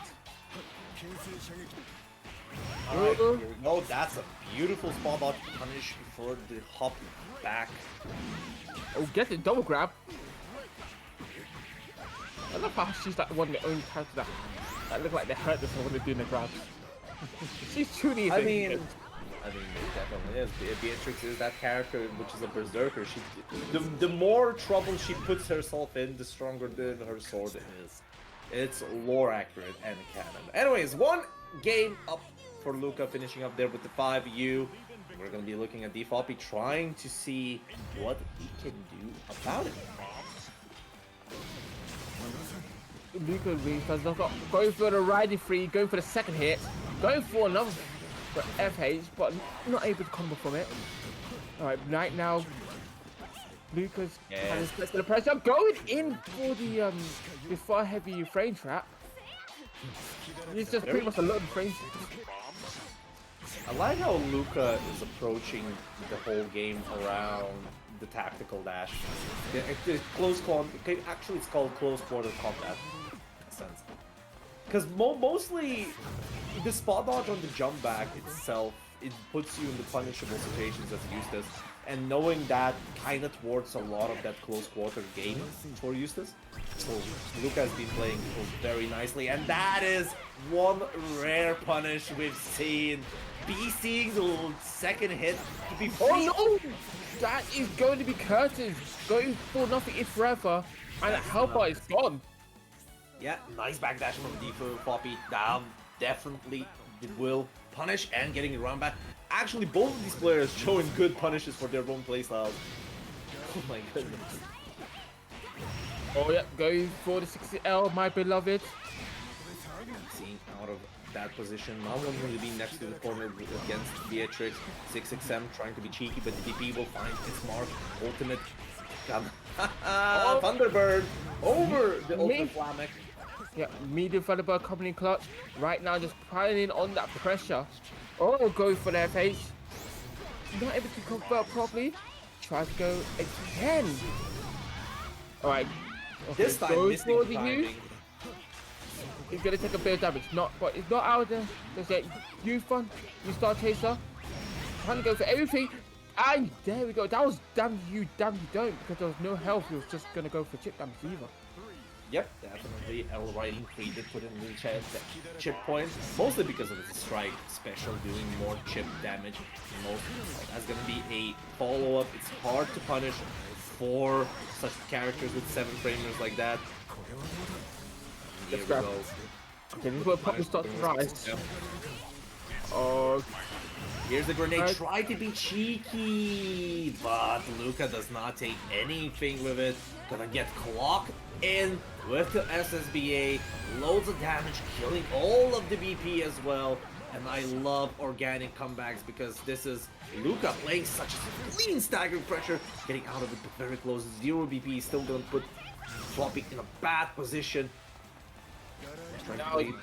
Oh, that could have got being catastrophic. Okay, you flame it coming out. Oh, yeah. Yes, block. Okay, Yep. go for everything and the kitchen sink, and it's gonna kill. The jump backs are getting punished with the 6XL from Luca. Very good awareness and reactions, even with not playing his main here. And I'm definitely gonna poke fun at you, Luca. Believe in victory. Battle 1. There we go. Gonna be a 2-0. Going for Luca. Defoppy has to find some break against this sick Beatrix character, which Luca absolutely shows no remorse and keeps on piling up the pressure on Defoppy. Just knows how to pound on the pressure, knows how to get the staggers going as well. Alright, tries to go for something with you. Wasting 50% of the bar, has to get catched by you Flomic as well. I mean, that was probably just experimentation at this point, I would say, because the second roll would have given enough to punish. It's just what Luca decided to go and try. No clock just yet, not gonna get a good conversion out of it. Now the clock is up, and tick-tock, tick-tock. One more hit away from the Floppy for losing this round, but now playing very careful. Oh, EX Flamic, that's gonna be plus on block, BC it away. Going Good in reaction. order! SSBA! See the little balls coming out. Nice, have mine. Yep, the tweak on neutral reaction, that SSBA will definitely hit it. Good punish on the Thunderbird, does not get a full conversion out of it. Now, I like the micro dash for attempting to get a better punish out of it. Unfortunately, not gonna get a lot out of it. And Luca controlling this current set at set point. Lucas staggers are phenomenal. Always just putting that pressure on. Going again for the riding free second hit, but not happening. I think the Floppy's used to it. Oh, using the stagger press, not stagger press, the delay corners off the gun, try to get through. But right now, trying to wait for it. Oh, yep, there we go. We got some fun with the clock. And the SSBA coming in clutch as well. You love to see it. It happens so many times, but it's just beautiful. We love organic comebacks. There's a lot of health gone. BC is gone as well. Plus frames on the clock. And now looking at the very bad position for Luca. But unfortunately, that's not going to be the case. Ultimate slow kill, not letting that Starry Sky... Wait, no. Starry Sky... Man, did we have 3-star specials now? Oh dear. And they all for different characters. Yes. Star Chaser, that's it. Star Chaser? Oh, okay, here we go. Nothing is forever. Nothing is forever indeed. Clock as God as well may use that situation. Try to go for CUQC, but not happening. Right. Nice with punish there with 6XL trying to keep up the pressure going. Still health is gone and you're dwindling. We're playing against Lucas Beatrix on set point. Poppy needs to find those good points, but Star Chaser, the ultimate ones, are just not letting it go. Tries to play around the far heavy range next to the corner. Rat Race, nice back throw. This should be in a lot of damage. Just going for range strike ranging instead of the SSBA is gonna put in the bad position. So, with it. Floppy! Bouncy Bessie definitely being clutched right there. Good stuff to the Floppy for clutching out in the end. It's still not over. Still got more Beatrix losses to deal with. Yep, in 4 and 9 of the character players can switch. Well, Luca can if they lose one more game, but I don't think that's a good choice. Beatrix definitely goes well into the useless matchup. Good punish. Goes for the cash out this time with it. Conversion out of it. Rat Race is up. Plus frames off of it. Trying to get it with Jump U. Still, not working out as well as expected with the Floppy now. Because we're back from the next side of the corner. Oh, Wake up grab. Bastard Bench is here. Makes that DP safe. Oh, there we go. Far heavy into riding free. Far heavy into riding free indeed. Now this again, be seeing the last hit, not taking the chip damage, which is an interesting choice. Probably not letting the plus frames as well to 6XL into it. Still, health is gone, but the clock is up. One hit away to catch it. Almost catches the riding free on the shins. Grenade up. Ultimate. Oh, yeah. Also, gonna get head out for that one. But okay, both of them gotta be careful. But what do you mean careful? There's only riding free from Luca, putting the set point again, playing quite aggressively against the Poppy's game, as well having the reactions and good awareness around his play. I don't think that this is looking really good for the Poppy unless we are seeing a miracle. No, okay, try to follow up a bit But with that miss of the Star Chaser, just a bit of a combo. Wait. Oh no, what were you pressing? Why did you press it? You're gonna get Is punished. this a miracle in the making? Nope, not yet. Because right now, Beatrix has clock on her side. Commentator's curse indeed was the drop. That was a crucial drop indeed. But oh, this time deciding to go meaty with the grenade. And this will work out. Foppy evening the round count. It's still looking pretty nicely for the Foppy. Still alive. Okay, tries to convert. I think they're trying to convert again from that counter hit. Riding free, but not able to. But does it matter? Not much. Because they're gonna get Wish punish here with the far heavy, and the close mediums will hit. And okay, please do not drop. This actually does a shit ton of damage. It's not gonna drop. Oh, look at that! That's beautiful. Now you're gonna chance. You've got one chance to make this, Floppy. Yeah, looking very wrong. 6-6 age gonna pop up the rat race. Too far away for good damage. Still. Luca has to find the catch, and the far medium into riding free will do it. And that's gonna be a free one. Advancing Luca into Miri later on. Yes, indeed, that was a fantastic game from Luca. D Floppy do some great dashes as well, but I think it was more of Luca's just good pressure overall. You saw them staggers.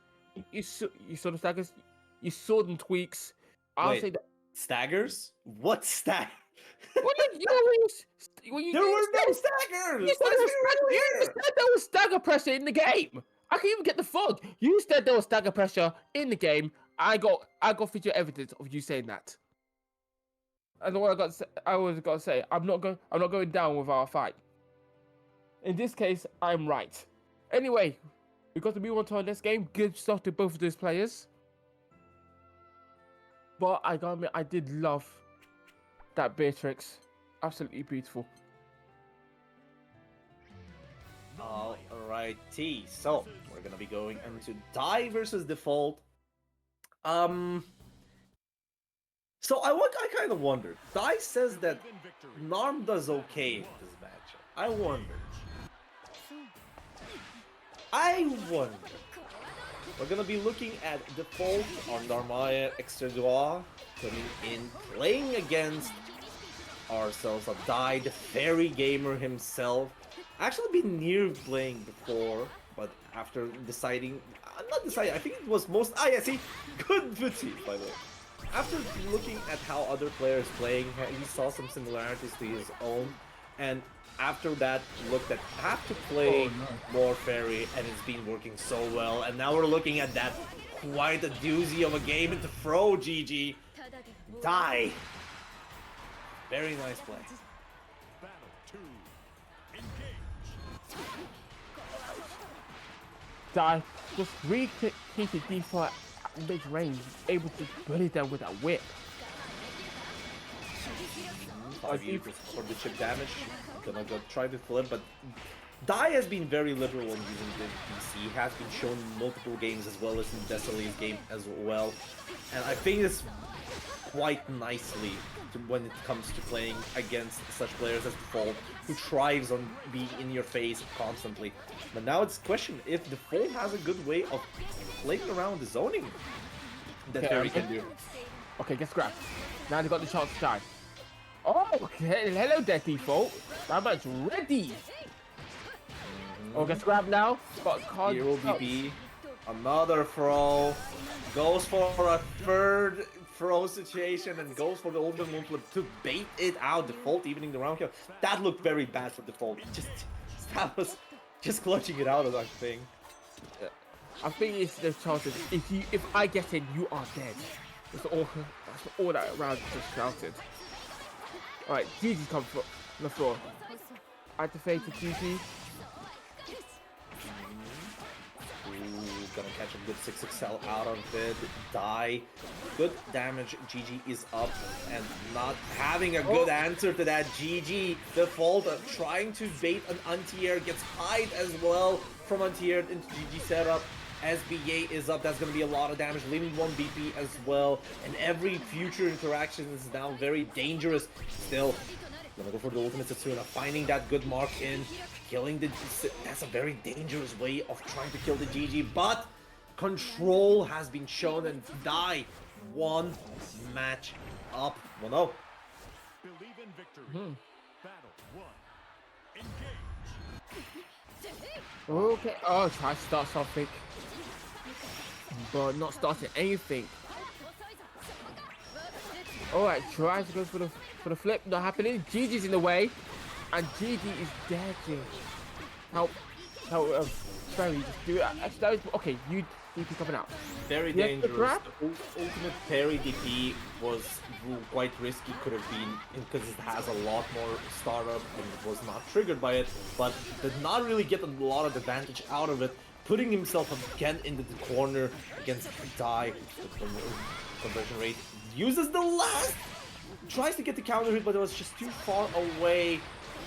Not gonna get the conversion fully. On was ready for the ultimate flip. Goes medium into kill. Die 1 more round up. And I definitely have to think, oh no, you just kind of get involved on the other side of the stage. Default needs to find a way to get in, but he's just ready down, but manages to find a way in now, but gets UDP for the troubles. Oh, good stuff. Get in the jumping. Oh heavy no! flip. Drops the conversion there next to the corner. Did not believe into it. That was a good counter hit or EX moon flip. With it, still back to neutral. Pretty bad for the full ultimate GG. I'm gonna get punished for that. So Setsuna plus frames tries to be jumpy to catch a button. Not gonna work out. Pressure is up. Default really not wanting to push the pressure with the faraway 6-6Ls because you don't particularly have a good ones, but the mash! The challenge! Are we evening the round count? The beauty of the game. I like to see. Alright, Default still has to get their game plan going. Needs to get in while Dai can just start now and just keep bothering Default at distance. And he does an effective job of doing that. Look at that. Who coming out? We've got GG. We got the far leader. Okay, I think the fireball. Oh, that ultimate Setsuna was just outside the far H range. That was a very, very nicely put one. And here we go, the counter hit on the 2-1 for you. But does not capitalize to it. Another Setsuna is gonna be saved. Tries to be cheeky, but the GG will do its damage. Still. Alright, Momo. Okay. That is very dangerous. That is nice block on the overhead, but that solo loop will catch it too. Oh, die. Oh boy. Believe in victory. Battle. Alright, Default maybe on the last round of the tournament, but gotta definitely do their best. Dai just make sure it's a hard time just trying to get through this immense defense. And be using that Setsuna, gonna get EX whipped back into the heel. And this is looking pretty damn rough for Default. Coming into the third game on 2-0. Damage is racking up.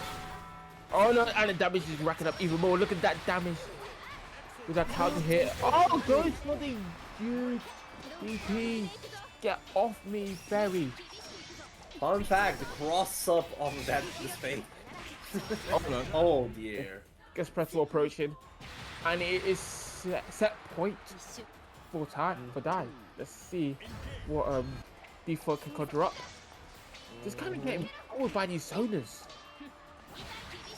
Yep, definitely. I have an opinion about that Nomaya struggles into the fairy matchup, but I'll retain that opinion for the next time, and we've already talked it in the chat.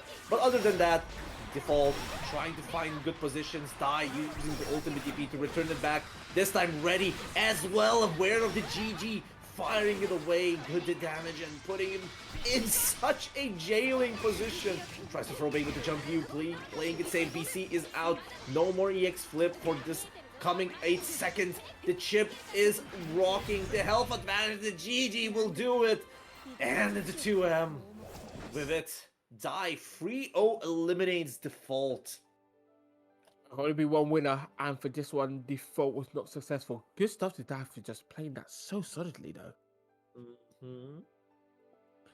We're definitely going to see more of them in the future. But, as normal, we got to move on. As strong battlers we are. And I think after this one, we may have, and I could be wrong, but is it our winners finals? No, it is not. We have one more losers games to go, and that will be Miri versus Luca, which I'm now questioning. Because this is Finland to Italy. Finland to questionable Italy Well, connection. Well, Lucas' internet connection seems to be holding up strong for the time being, which is quite shocking. Usually that thing is the reason why he goes Alright. 0-2. I'm gonna be using my non-professional thing here. Yo, Default, do you think Narm wins the ferry matchup? UL versus Near. That's a good question. Anyways, Believe in victory. Well, this anyway, guy does not believe that, by the way. Anyways, let's get back to the next game, which is gonna be Miri's Yule versus ya boy Luca on that Nier. Right. One wants to be right in your face, the other one wants you to be in a rock and a hard place. Let's see how this fares. Right now, it's going really well for Miri. Yep, jumping on that Yule, gonna get the full damage out of it using the ultimate Starlit Sky as well. And it's looking pretty damn good for Miri. Health advantage is up, killing death. Now it is up on his offense. Tries to go for some ultimate Foxlane shenanigans, gonna get BC out of it, unfortunately. Oh, he just decided to walk forward and do the Starlit Sky, but unfortunately that was a DP. GG, he was clueless. Look, you go for the SFBA. Maybe just play it safe, but right now, maybe just trying to put them away, put them in a safe distance. Oh no! Uski's been coming through, and that bar is at almost 100. Yeah, Okay. try to go for the SSBA that generated, but the 6XM, the cross up high will hit, and kind of getting the round back here. I wonder how the connection is looking between these two players. That's what. But I think the game is still going. They're both looking out. This time playing safe, not challenging the death afterwards. Probably waiting for the L misfortune, which is a very popular way of deterring people from killing death on the 2-1-4H. Okay, here's the stance, goes high. Trying to play some cheeky throw game. Will not get the kill on the 2-1-4M there, unfortunately. But the ultimate death reverse will take it down. Oh no! Oh, okay, gets this chance to play the game. And puts him into the corner. But Lucas does have the bar and knocks him away. Has to respect the slices. Has to respect the slices together. Gets the grab and will finish it off. Ooh, that looked very unfortunate. Battle 1. I was kind of wondering why did Miri go for the ultimate Fox Flame there instead of the super. He had a good position to super to put into 0 BB. Probably just wanted to get the corner out of it. Yeah, maybe a slight lapse adjustment, maybe go for another plan. We shall never know. But I do know one thing. Oh! I think the Raging Strike there, that's gonna be the 2-1-4H. Ah, Death Reverse! It is a very potent option to be thrown next to the corner when you're in defensive position. Nice. Oh! Good awareness! That is good awareness. And also quite a good combo pitching Luca near the corner. Has Spence of a death thrown out though. Yeah! Here we go. So we've seen this attempt at the previous match. The Ultimate Starlit Sky is a very, very potent forward-moving move. Some people would call it a Cadillac in general. But at the same time, the whole idea is that if you have a very active move that goes forward on death, it kills it. So it's a very, very good option to be throwing out next to the corner for Miri. But unfortunately for Miri, he's gonna get reversed here into the corner by Luca. Just gonna have to hold. Just off. Oh, gets caught with the shimmy, and this is going to be catastrophic. for A Miri to lot of deal damage, with. but it's not gonna be a lot in the grand scheme of things because we are definitely not seeing Super for quite a amount of time. That's gonna be a mix out of it. Not spending DBC to kill the Def at the end, which is fine. Nice. Gonna be challenging that Def on, but the break up throw will thwart any comeback potential on this round. Now a round apiece. Alright, trying to start something, not happening though. Alright, trying to just apply that pressure. But Luca's not having it. It's not just that it's not happening at the same time. You have to understand that Luca has the specific timing of pressing on defense, and Miri is testing a lot of timings, if you've noticed. Yep. So you gotta just be ready for whatever Miri's throwing out. And Luca's not catching out just yet. Getting caught with that jab as well. Right there. Oh! Oh, this Is that time gonna hit? it's gonna work out. Yeah, it does. And also animates 50 bar down the drain as well. 1 BP. Now we're in the corner against Miri. Oh no! Fortune, not gonna kill just yet, but it's gonna be looking very rough. Def is working on that chip damage. And wait, which side had it hit? No, that was counter hit. I think just Miri wanted to walk forward. Now it's a 2-0 Miri. Oh dear. Miri may need to work a little bit harder if they're gonna win that grand prize. The headhunter. The last one on the headhunter, but now super jumping neutral. And Miri is taking full advantage off of it. Tries to be cheeky with the throw, but oh, that is not gonna work out. Not happening. Alright, Def right behind you, but don't worry, you slapped her away. Oh, what great challenge from Luca! After getting blocked at Ultimate Fox Flame with it just challenging it out, but the same goes to Miri, and he will be showing the Dunkin'Yips with a basketball combo to get the round back. Good stuff. 2 Miri for closing out that round. Oh, good delay on the fall. The J move. Oh, what were you mashing? Then caught with Fox Flame. And right now, Miri's able to start the game going for the backflip. Oh, that's right. Oh, Every time Luca attempts, oh dear! The starlit sky into the corner. Miri with a bulldozer of a game gets the match back against Luca. yeah, it looks like Luca's not going to be the only one seeing stars that round. But for that one, we got to finish it off. And we're going to move on to this round. And it's a good start for Luca. Challenging out with the 6XL after the death has been gone is a very dangerous play, but at the same time, No. definitely works out. But unfortunately, Miri is playing a bit more conservative pressure game as well. Here we go, that's gonna kill the death. Tries to go for the open Scarlet Sky. No punish on the 2H, just a tiny bit not ready enough for it.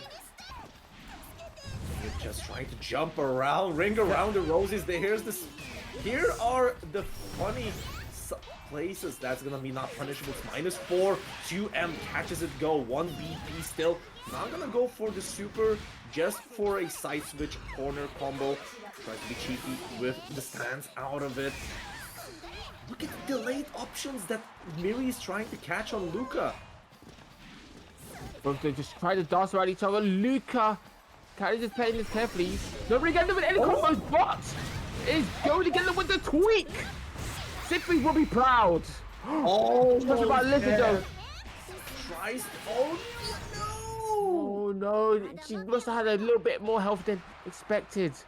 Tried to chip her out. Oh, that was not chip point. Just try to be cheeky. Still set point for Luca. Now the anti-air is getting recorded with that. Another EX. Cadillac, the star of the sky. Why are you jumping on Yule, man? You're not supposed to jump. Yeah, definitely what a character you can't jump with. That and Fane. Oh, Ooh, death reverse. Fast enough to catch the starlit sky. Trying to go into the corner. Still, BC the counter hit one, not going for the side switch just yet, trying to go for the 2-2-U as a pressure. Good BC out of it. That's gonna be a throw mix-up. Oh, but no! That's checkmate and then some.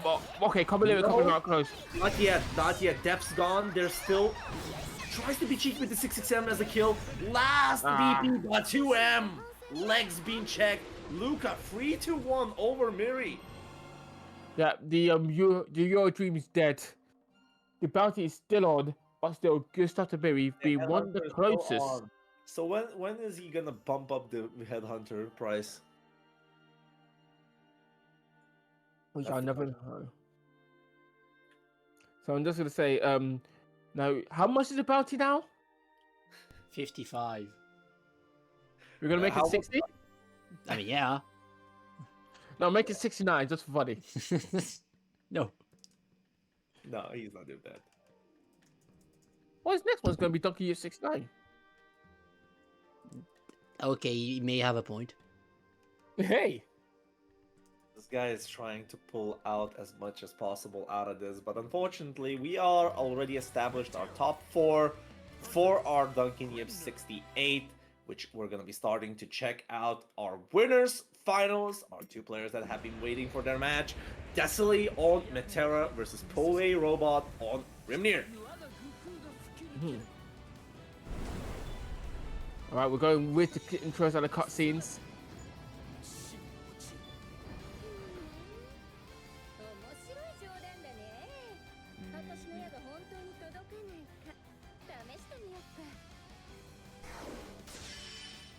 Come on.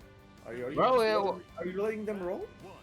Well, they're funny intros. Okay. I mean, okay, we can say the funny intros, but I don't think the players are trying to play funny because this is winners finals in Dunkin'Yips, and I think Pole Robot is absolutely ready to deal with that hop, being cheeky with the whirlwinds, but the home run of a raging strike will get Desily out of the pickle situation. Now it is a match. And now Destiny got Pule in the corner. This is rare codes, but it doesn't matter, not really. Because Destiny's run away out, got away in, and now they're gonna get away out because now Pule gets the round. I think that should have been death for Desily, but that was a drop of all time. I don't know. It's weird game. Anyways, let's get it going with our second round. Desily. Oh, the challenge on the sigil dive reset. Gonna get the good damage out of it. And Pole Robot putting in the bad position with the butterflies on him. Look at this. Tries to go with air arrows. Though all of them are plus, by the way. Oh, okay. Trying to start something. Pele playing it patiently, manages to break out and trying to get this to a sigil. Not gonna happen, and he's gonna pay the price for it. We got basket beat combos. I love Dunkin'Yips. And that is going to be round 2. Definitely. We're going to be looking at round the power for both of these players, showing that both of them can play an extremely potent game against each other. And I think that there's a little bit of flare matchup going in here, but at the same time, it's mostly Desily and Pole are not afraid to take risks where it matters. Yeah. You are correct. From the no. Okay, look at you get caught on your toes and take something for it. I can't believe it happening. And also, you got 2 butterflies on you. What's the plan, Mr. Pule? Oh dear, Monsieur Pule. Mr. Pule. The plan is death. Play. The plan is definitely death. Desily getting the first game out of it, and it is. I don't know if it's an optimal. I would need to ask for experts such as Bonsai, the Twitter man himself. But other than that, Desily coming into the second match strong, playing that offense game and asking Pole Robot, do you know what to do here, man? Alright. Okay, guess the Tornado get to lead the way, but a UDP to put the strength back in that corner situation. Right, Tornado. We're putting you back to main screen. Just trying to be cheeky here, challenging the sigils again. Desley is not afraid to challenge the convention, but now trying to pop that ultimate butterfly is gonna ask him the question of how much health are you losing. Unfortunately, Cole is dropping the combo, but nevertheless, the American recent coming very hot with that last sigil, and with it looking like pretty damn good stuff for Pole.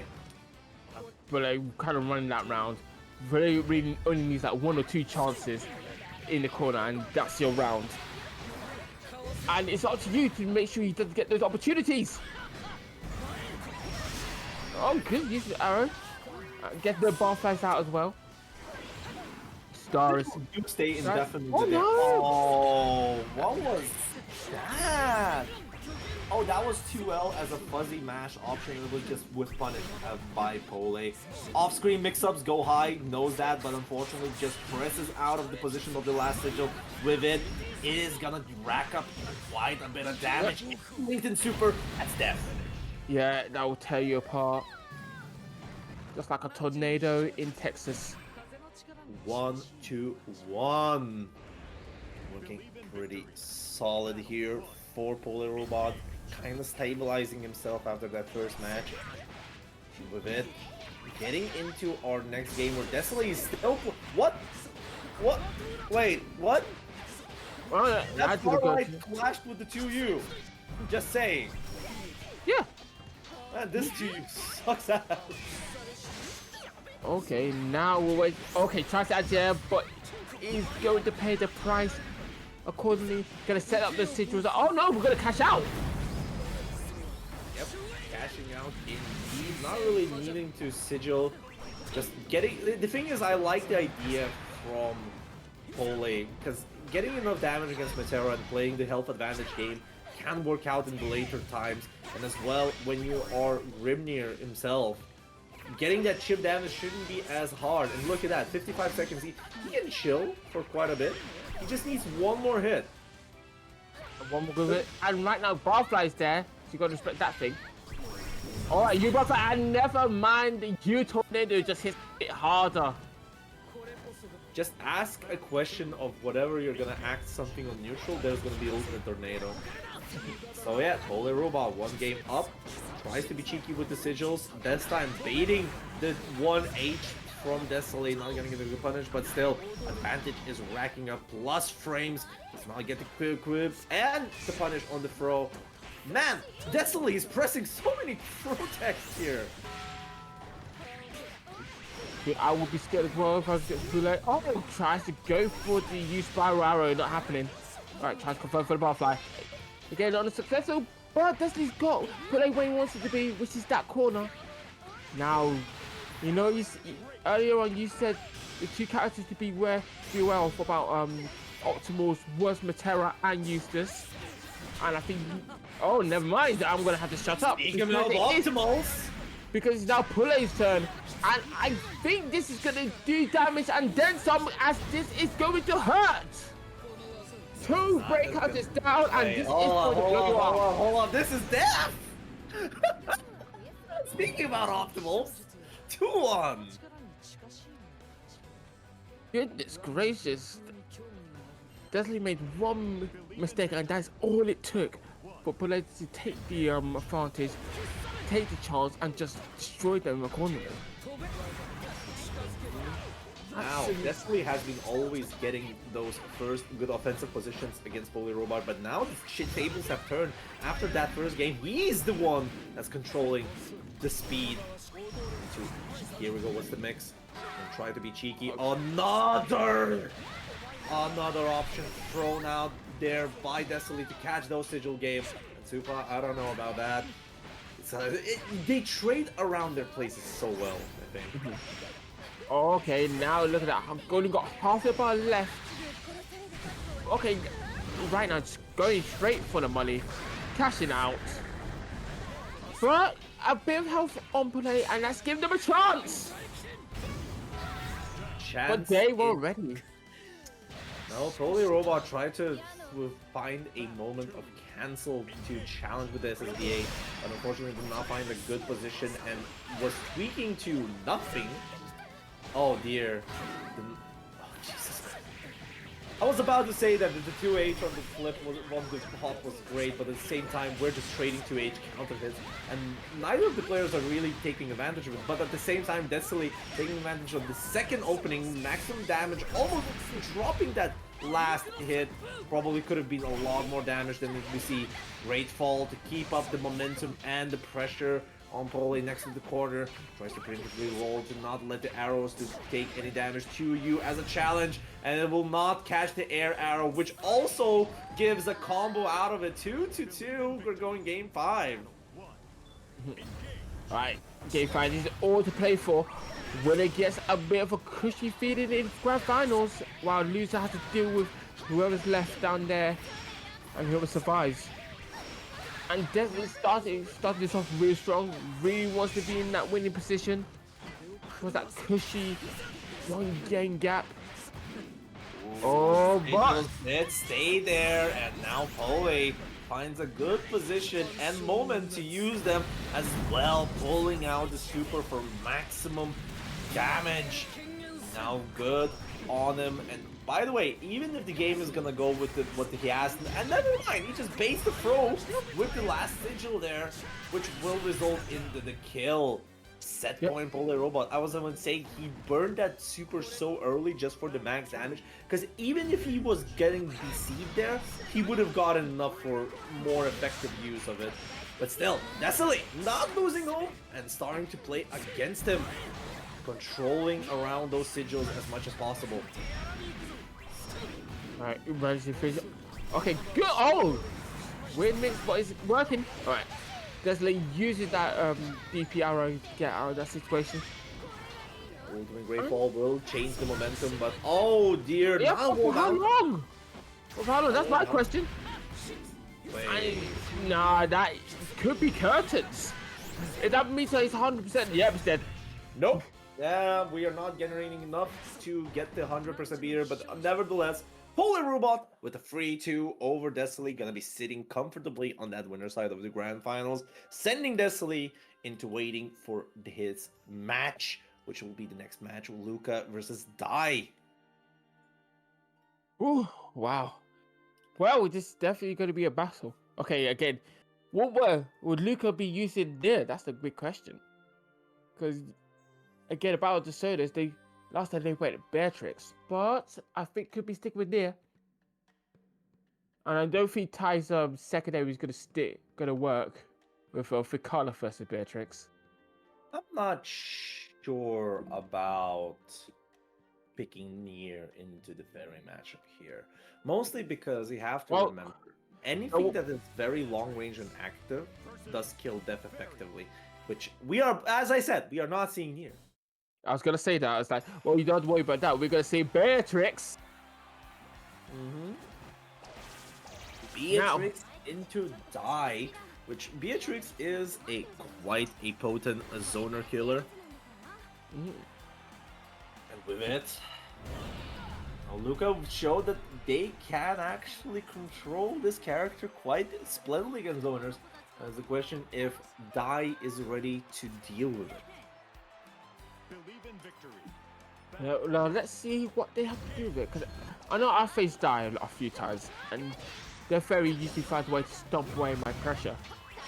But me and Luca are different in skill sets, as equivalent as a mountain to Mount Everest. Here we So go. Anti-air into the GG. Very good awareness there from Dai, and it's on Luca to see if they can work it. Well, actually, now that I think about it, there is one thing that does catch pretty potently from Fairy set against what's that? Beatrix, and that is the 2M, which we already see a lot from Dai. Oh, good stuff. Good job back. Try to cash them out. How are they gonna cash out though? That's not going to generate enough for the SSBA, but the next combo will definitely kill. Now it's on Dai trying to defend out of this position, but the 2U EX whip into SSBA will finish this first very, very long round. Battle 2. Engage. Right, now you just to be patient. You can't just mash because Ferry has various ways to just nullify Beatrix getting in options.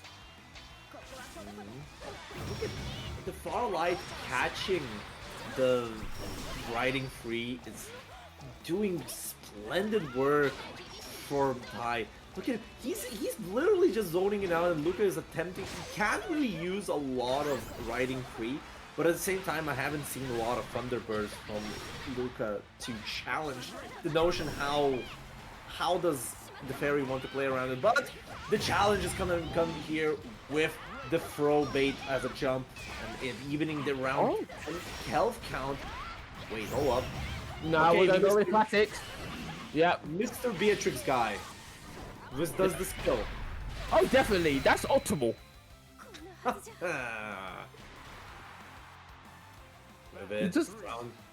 Like, look at this. Dai is controlling with the zoning so well against Luca, getting those little hits bit by bit. But it just takes a few hits, few good moments for Luca to just both even and close out rounds. Yep. Oh, here we go. Okay, first confirm for it. No matter. That's the thing with Beatrix. Beatrix just needs to get in once. Get in, stay in, and Luke, and you guys having a terrible time. But if I can keep them at bay and force her to play patiently, oh dear, or make mistakes like that, the match is as good as theirs. It's literally a battle of, if I get in, you're dead, and you won't get him. The thing, I'm just wondering about that Radiant Strike. I think Okay. one that catches LDP usage. It is a high crushing move that is a 6 frame starter. I can see the potential in it. Yeah, look at this. And punishing it is not the easiest part for Fairy. You can use Stu Yu, of course. But I think that Luca is just attempting as many things as possible in this matchup. As Lord Evil Champ from the base game said, when you're playing a Fairy matchup, you gotta try something. Yeah. Oh, okay. Trying to get to but not happening. Oh, does it GG and Bieber? Oh, Luke is really just trying to force something in this situation. Well, that's what's about that? Luca Beatrix has been doing this whole time, and look at that. Getting a good light confirm into riding free, getting the round up. Alright, battle 2. And I gotta remind you that Ty won the first battle, if I'm correct. Wait, nudge. Okay, going in for the rider free. Was the covering the low? Playing very carefully at this position. You gotta get jumped on with that jump medium. Or jump heavy. That's a jump heavy, I think. The leg itself. Oh no, that could have cashed out into SBA, but I do think they knew. It's fine. They're cashing out right now. Yep, they're going in for it. And it's definitely gonna hurt and definitely gonna do a lot of damage.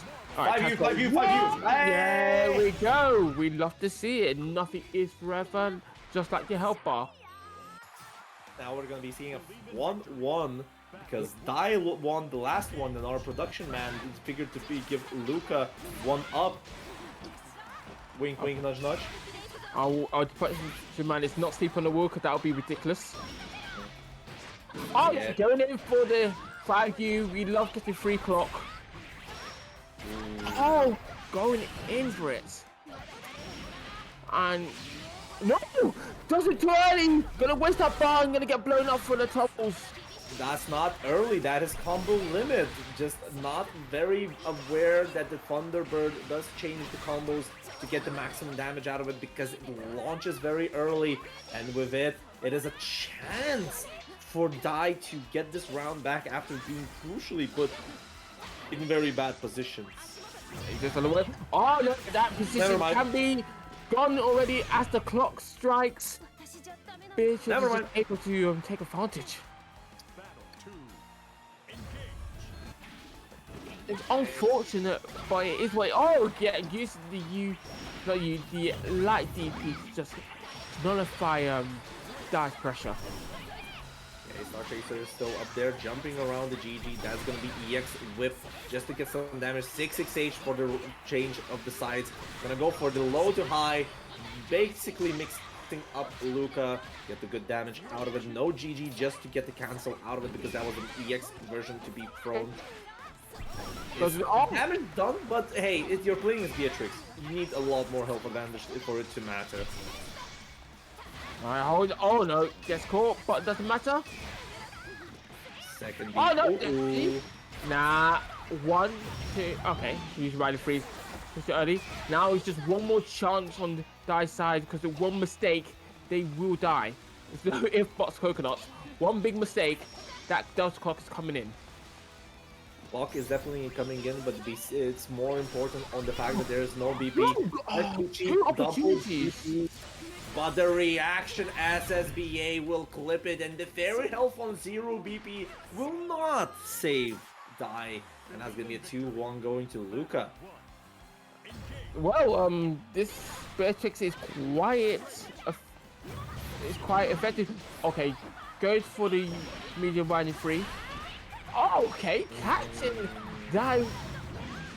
Just trying to break away, but it's not happening because Luca again just runs in, respects GG, but still gets caught. And he's gonna take a bit of damage for this, but okay, Momo's out. This could Die be a special problem. coming in, SBA being thrown in the neutral, and that's what you need to deal. But the riding free will find its mark. That ball is gone, and with it, a lot of advantage that the Die could have done with it. Raging Strike, Raging Chain. This will definitely not wall bounce. What the hell? That was so close from a wall bounce. But that's a mistake. That's gonna cost you. Set point, Luca. Yeah, I gotta admit, this page is playing phenomenally. Oh yeah, definitely. I don't know about the phenomenal. There was moments that Luca was definitely just basically knowing that the advantage is on their side. They've been playing so aggressive. But at the same time, I think Dai's either mental or decision making has been lacking, going more and more into the later games. Because Luca has been playing so oppressively, and I don't think that they were paying a lot in how they're using their actions, because, you know, they just need to get 1 or 2 hits. For Dai, it is a constant war.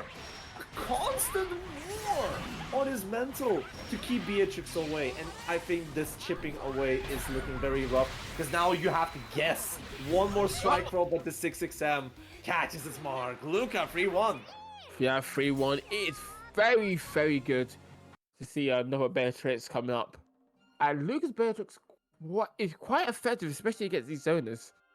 And we've got Bonsai just not being happy in the chat that Beatrix is succeeding. But I like the Beatrix stocks. But Stocks indeed. And we'll be looking at Luca sitting down there, waiting for their game. Everybody's just saying, accept me, because, hey, you're already accepted. Shut up, sit down and play, match. So, we're gonna be looking at our next game, which will be Luca versus Desali. And are you sure you want to play Nier into Metera? we're gonna find out, because right now it's just no, we're going Beatrix. Not this agenda. That's going No, you're not gonna be playing Nier into Metera. That is, unfortunately, the reality of Nier not having a great matchup in none of these zoners. So it's better to pick a secondary, which is, I'm gonna be throwing shade here for free, which is very easy to pick up and play. And also deal with zoners effectively. Beatrix. I'm sorry, but if you literally put so bad guy, which is not like the most complicated character in the world, with a clock. I know she's not complicated, but come on, guys, like, she's in the game for a reason. Use her. No, she's not in the game for the reason. What the fuck are you on about? Anyways, let's get back to the game. It's gonna be losers finals. It's gonna be Luca on Beatrix against Desali Metera. And we'll be looking at how Luca uses that Beatrix to deal with the zoner menaces, and Desali with one of the 4 Metera horsemen of the Europe. Yeah, but it doesn't matter. Chance convert. No, you're gonna get hit by the U butterfly as well. This is gonna put them in crumple and you're gonna give them a bit of time to think about the actions. But it doesn't matter. Oh, okay. Look at this ready. Oh my days, that's just good Beatrix play. Just aggressive and just going in for whatever he's worth. That was a very nice first round for Luca, but now it's going to be looking at how Deadly is going to be working out, and afterwards, that was outside the throw range, the Corona handshake, that looking like a shimmy, out of which we're going to be looking quite a bit of damage. And that's a lot of bar. That's a lot of bar, Super. That is definitely a lot of bar, but he's going to cash out with the U Thunderbird, getting 78 back. And we got nothing, it's forever. Going for every, oh my lord, just spending all the meat over there. Luca, I'm shaking my head at this play because it is an oppressive play of all time. Double ultimate star, like star chaser to keep with the pressure in the corner, and Desalee attempting to get out of it, unfortunately getting thwarted by it, because most of the Metera of long range anti-pressure situations are projectile. Anyways, Luca playing very aggressive. Staggered pressure is coming up. This time it's staggered pressure, bro. But unfortunately, DP gonna get punished, and even worse, Luca's gonna take a bit more damage because of only one BP on the side. Alright, you butterfly out. Gotta respect it. There's like really switching out the priorities. Knowing that they can't beat him in a mass fight, so they're gonna play a bit more carefully and a bit more at distance. Alright. Oh, okay. Has the jump attempt, and he's gonna go straight into SBA. Gonna cash out. Good throw bait. Throw bait with the TK EX arrow. This time, not letting those throws text to walk out. Still, it is Desalee on the sick RPS, not letting that pressure game on Desalee's work to go. 6XL catching the hop, does not get captured, but the delayed close light run of Stagger getting conversions, and the damage is racking up, mate. Oh, and it looks like that hour is gonna be costly. Definitely gonna convert into something special here. Combo limit coming out. Gonna get the headbutt. And it kills. Yeah, right. It does kill, but at the same time, it is quite a hectic match between these two players. Luca is playing with absolute zero prejudice for his own health safety. Like somebody mentioned, like Luca's playing like his life is on the line. I can imagine that he has a gun aimed at his head, while at the same time Desalee has to deal with this Beatrix menace. It's not an easy match for both of these players. Right, okay, Crowball. Okay, nice. And this is definitely going to be costly, because I think, yeah, they will cash out. One Brave Pre is on Desalee's side. Barely got any health left. Headbutt will finish it off, and that's game. 2-0 to Luca. You again, Luca with the 2-0, sending a message that this Beatrix champion is definitely the answer to all of your zoner woes. And it's working out. Delayed close light, gets a counter hit out of it. Wall bounce up to the riding free with it. Drops the combo unfortunately, but no matter. Keeps up the pressure going because never punished for your own mistakes. Alright, right now, just missing the time. Just really trying to... Okay, UDP coming out. Great fall just to get this Beatrix champion off. No. But it's weakening with the SBA. Will do enough damage. The fastest Byron in the West. 6XL pressure.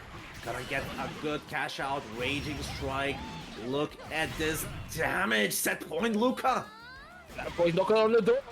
Desalee's looking a bit lost. And Beatrix keeps riding that free to victory. Alright, catch them with just because of the DP. It works. Just a very close and skew sword. Okay, 6 Firelight does not really get a good conversion. Tried to go for the riding free, but that was a 2H out of its own. The butterfly working out. Now Desalee with the control. BC gonna get the side switch. The butterflies are doing nothing there. Ranging strike, raging chain just to get that Luca off. Now the health disparity is looking like a clock disparity. You know, gets caught by UC there, around defeat in one place. And Destiny showing they still got some life on them. Alright, still set point for Luca. Try to go for the clock 2-2H, but Destiny being very careful with it. Playing around far light, nice answer to the riding free, lots of preemptive rolling, 6XL, another 6XL stagger will catch Destiny in such a bad position. This will go to full damage, catching the jumping it out. Destiny swerving out! Super! The pressure is on. Destiny's kind of getting cooked here. And that SBA is going to hit his mark. What is Destiny to do? Alright, Destiny find a way out of it, but for how long can they find a way? That this pressure is kind of daunting, and oh no! They got it. And that's it. That counter hit, right the free medium, finishing off, and now Beatrix, and in that case Luca is in grand finals. Destiny going to training mode, find out what the hell is going on here. Oh my days! You know, Beatrix is one of them characters. You know, that's why I love her. Oh, Jesus Christ! I just thought Destiny just went straight to training mode because he's like, what the fuck is going on here? And I can only react. Alrighty then. It's a smaller game. Super. Yeah. Sorry. It's just we need to breathe in, breathe out, but don't think that neither of these players want to allow any oxygen to come into this Dunkin'Yips 68 grand finals. We're going on straight in with the Pole Robot, going on Grimnir versus Luca, coming from the loser side, but this time not with the Nier that we know Luca with, but with the hat trick attempt with Beatrix, TI, Destiny. Wait, who else Luca played Beatrix against? Defoppy. In this top 8 we had 3 Beatrix options. Now if you're gonna be letting him to put his own image on his top 8 and it's not Beatrix, you should deny that. So Luke, the picture of him just dropping Luca, the Beatrix in his hand. I don't want to play with you anymore. If I don't see Luca with the default Beatrix image on the top 8 image, I'm not accepting that top 8 image. Right now, Luca is starting this off really strong, but Pele is also pressing well. Both these characters known for being quite aggressive. Just running through that pressure. Yeah, basket beat combos, and we're gonna cash out. Rolling the far heavy from Pole Robot. And with it getting a full punish, and Luca getting the first round still. Luca needs to win, what, 6 matches for this to matter? Yeah, but I don't think it's impossible, especially the character as powerful as Beatrix in the mix. Yep, and Pole needs to deal with... I might say after that last match, I'm inclined to say that we are now seeing a crackhead Beatrix playing crazy enough to catch people questioning their lives, and this time Pole Robot attempting to survive the corner, using those 2 sigils to reset back to the neutral. Now the B counter BC not really taking full advantage. Sick RPS. Yeah, UDP coming out. So what's the plan? Oh, that tweak! It was the plan is to tweak into death here and get use those 2 sigils. This is a 2-1 for you as a hard knockdown. Still good enough damage even with using this, but now the clock into the punish QM. Looking a bit too alive here. I mean, that was not a bad tweak per se. It was just a tweak into the sigil by itself. Because one thing that Grimnir has is powerful. Nice safe jab, by the way.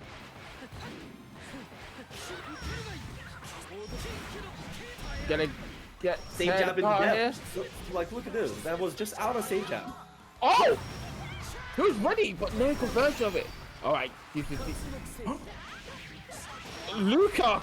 Calm down, he's definitely listening now. Cause look at that. Oh, okay, just grab.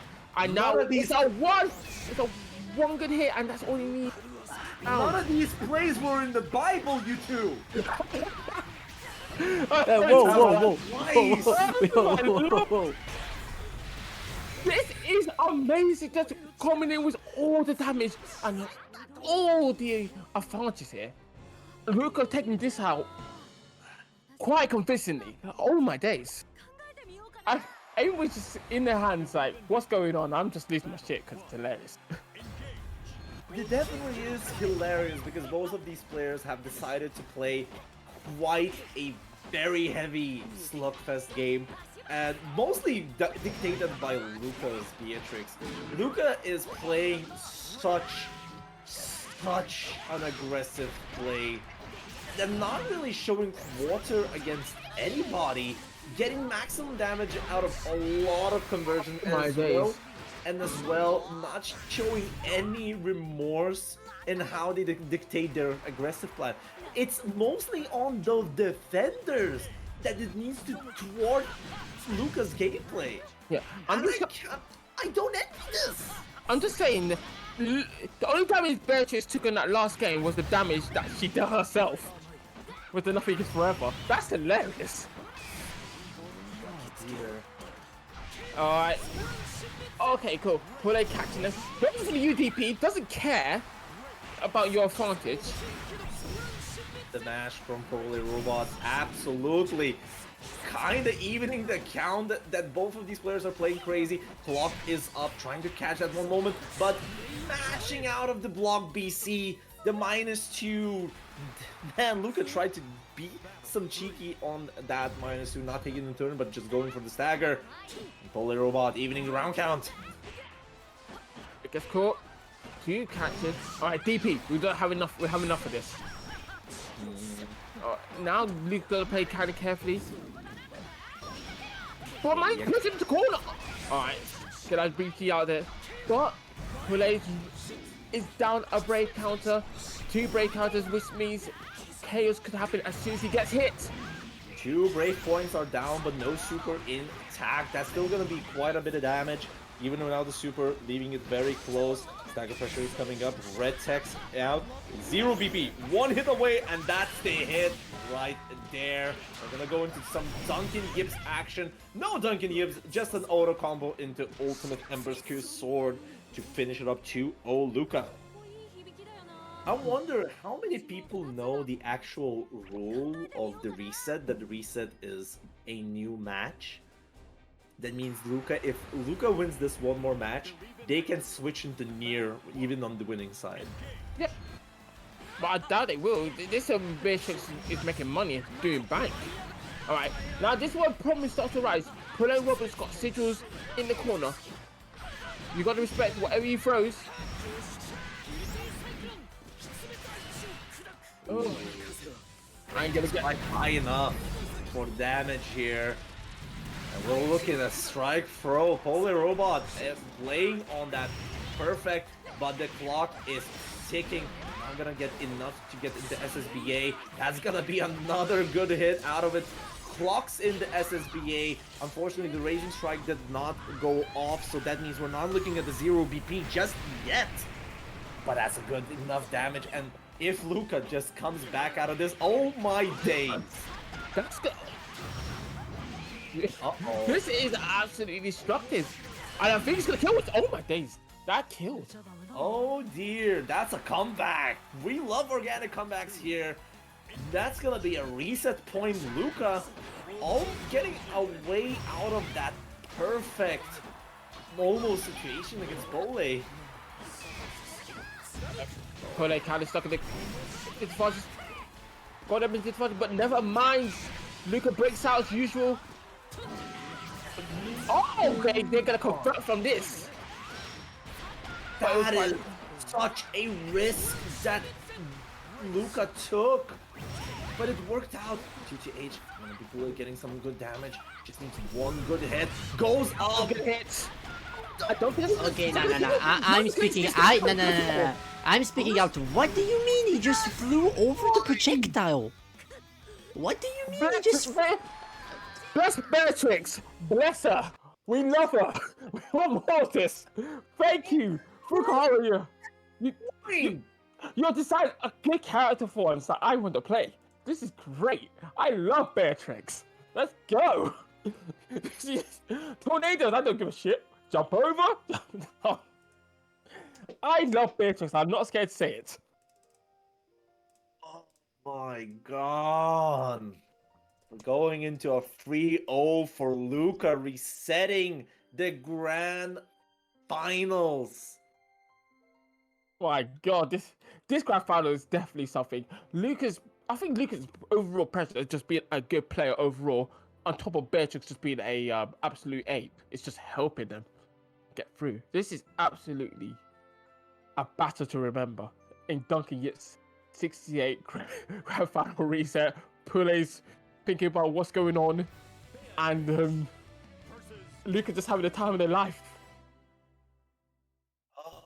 All right, Dunkin'Yips 68 grand final reset. Luca versus Pole Robot. And Luca is not changing to their main.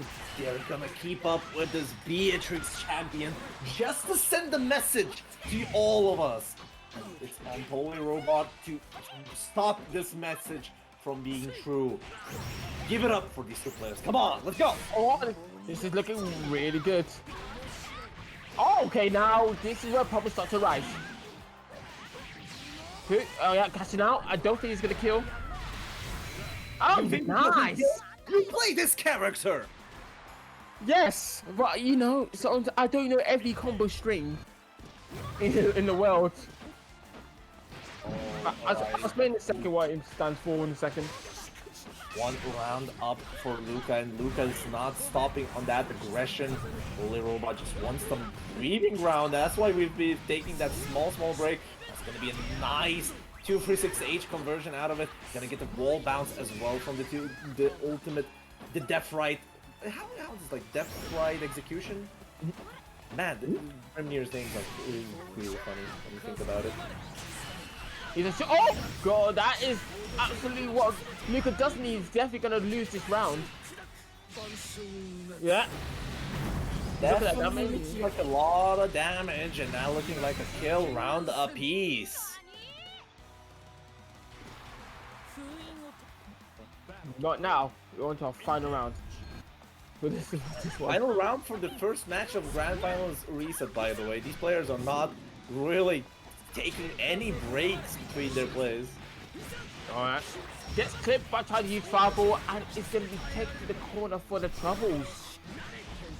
Death Right Tempest. I just looked at myself. Here we go, another far light into riding free. Being really working out a lot. Star Chaser, hard knockdown, tries to go for the jump.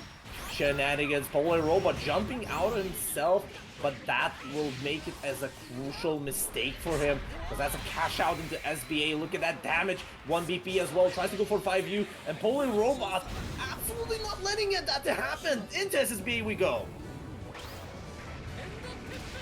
Yes, indeed. But now it's looking really good. Yeah, we got Clock, baby. We got Clock, baby. You're losing. Clock got your back from here to next year. I'm saying Clock, baby. 1-0 Luca. Luca absolutely pressing that far line into riding free on with. Who cares? Never punished.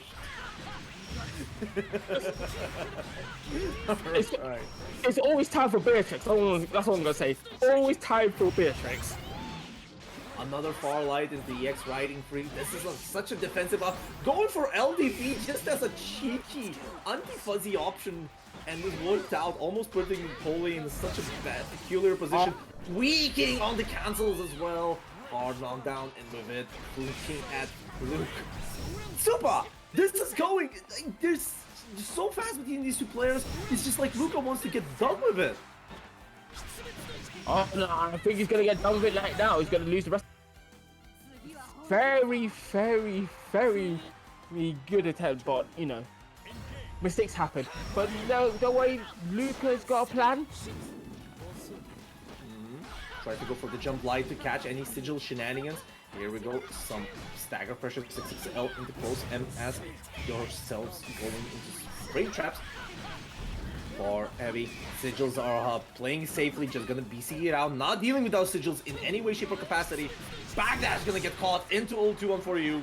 Here are you in the corner. Go for B, go for B. Gonna get caught, and that is going to be a big problem.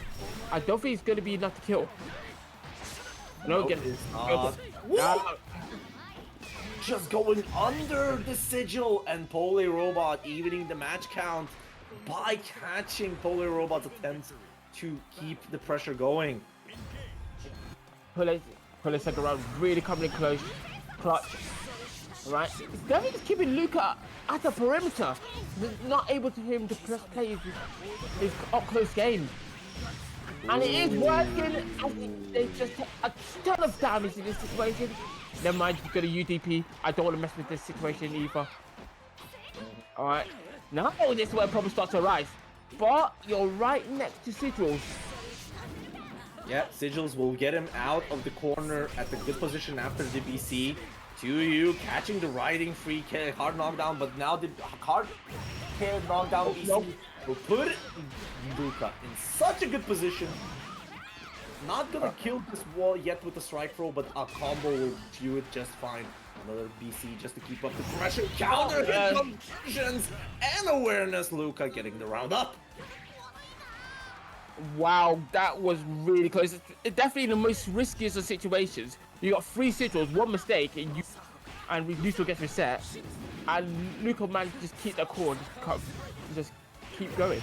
All right, but you know, Luca just starting off really well, but Poulet's got more damage on the table.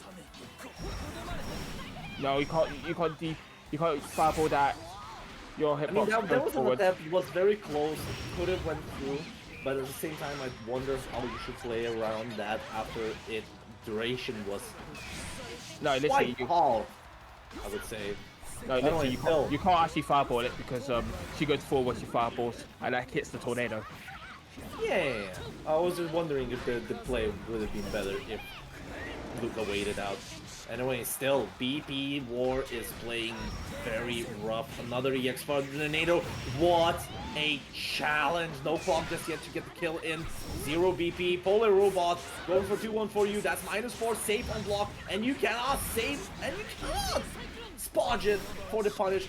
We're going into a double sigil. This is very close on the last BP. That's -2. Sick RPS BC into that. And just catches your legs with the riding free. 2-1 Luca.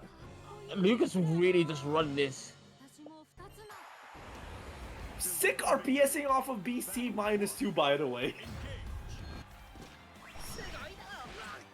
Oh, nice start. We get 60s. Oh, my beloved into wall combo, packing that pressure right in.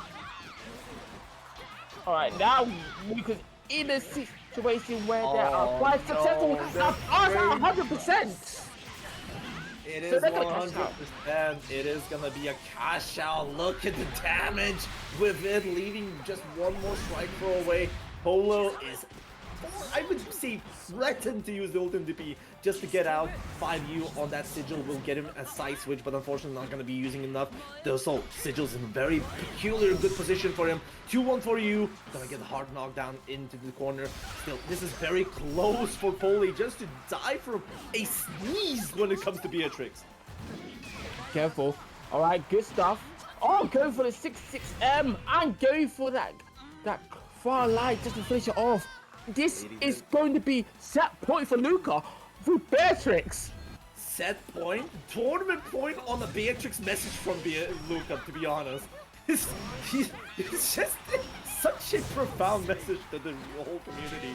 Because now Luca is playing such a great game against Beatrix, but Pole not really losing hope, getting a good counter hit on that bait and trying to keep up the pressure, but nevertheless getting out of the corner with the BC of the counter hits. On trying to spot dodge again. That was risky. Right, trying to see what's gonna make the break, what's gonna make the snap. Another ultimate star chaser just to keep up the pressure in the neutral. Now no more bar left on Luca. Still nice reaction with the DP. Yes, definitely. Just to get it going. Poly Robot 1 BP on both sides. Everything hurts on both sides, and Poly Robot gets a good confirm. Does not get the conversion out of it. Playing it very careful. Sigil is there to help. 2 Sigils even. But oh, Man, no. that's not gonna be over just yet, though. It's not over just yet, but that's enough to get the damage. Then 5U comes in! Not gonna kill just yet! Star Chaser's looking like a chip away, but dodging is there. What? What? Firebolt! You would have won! What? You would have firebolt! He couldn't even firebolt! He could have easily Thunderbirded. You Thunderbird, and that would have... Nevertheless, the match is still going! The point! Luca is still going sigils around. Pola is out of the corner. Still, the damage is being done. Star Chaser trying to keep up the neutral pressure. Still looking for 5U. Missed up there. Go for 5U. And this is 100%. What? Okay, yeah. Pola's crashing out. Wise. But now it's up to Luca. He's got one more chance. Like to be cheeky with the sigils there just to catch out a throw attempt. That's gonna be a punish on the EX rating free, but not gonna be enough to kill. Clock is up. This is very dangerous. 1 PP on Luca. Can die from anything that can happen. Lock is out. Gonna use the EX Thunderbird out of it. Holy Robot playing so safe. Does not want to give any attempt, and that's gonna be a Farlight in the Death Ride Tempest. Evening the match count 2-2. Alright. 2 apiece, and it is going down to the final battle. This has definitely been a grand finals to remember with the amount of absolute weirdness that's going on. But everything must come to an end, and it's come to an end right here, right now. Let's see what has to. Okay. I think the super microphone is absolutely dying right now. Luca tried to get a good start on this round with it. With now damage Polar Robot. I'm gonna be playing safe with the fireballs. Yeah, definitely with the Star Chaser working out. Sigil block button check. Off of it. We're looking at a good super cash out. Evening that health count from the restart. Yep. Again, Luke's got the charge. Okay. Block in accordingly. Get the sigils up. I guess. Hey, look at oh my. He's just going for it. Oh, the delayed close life puts Luca again on the tournament point. He's just pressing. That's actually. He's brave. I give him that. He's brave. Oh my god, my light's kicking a bucket. I wonder what's going on. Oh, spot dodging to that Prime Tempest is now working out so well. This is gonna be on the corner. Holy Robot now controlling the neutral. Sick RPS from Luca. I'm gonna clip it. Raging Strike comes out. DPCs. Holy wants to get out. I would understand. I understand him because now he's under that riding free combo. This will be a definite cash out. Yeah, no, don't catch it out just yet. Don't catch it out just yet. Okay, now it's everything scary now. Okay, be careful. Last PC, last there's not a lot of health. -4. Not gonna be playing. Tries to be cheeky with the throw. Riding free, very low on health. Holy Robot playing as much PCs as possible, but the Star Chaser and the spot dodge on it will lock him with 3-2. Winning the Dunkin'Yips 68 here. Yeah, that was definitely a well-earned victory by Luca. His overall play was solid. There were some options that were a bit blazy, but you know, it worked. I can't believe what's going on here. Luca, what the hell? No, Luca, get out. Luca, get out. No, Luca. Get the fuck Luca, what do you have to say for yourself? No, get out. Roll off of him. Well, Luca's come back. What do you have to say for yourself? Oh, we just muted him. Never mind. I have mods right, bro. I'm server muting him. I'm not letting this guy talk, bro. Alright, so while Luca is trying to get the winner's interview here forcibly by sending a message, we've heard the message loud and clear from the play. I agree as well. I think with this match alone, Beatrix needs more buffs. That. Shut up. Yeah, she could have won, but she could have won with more power.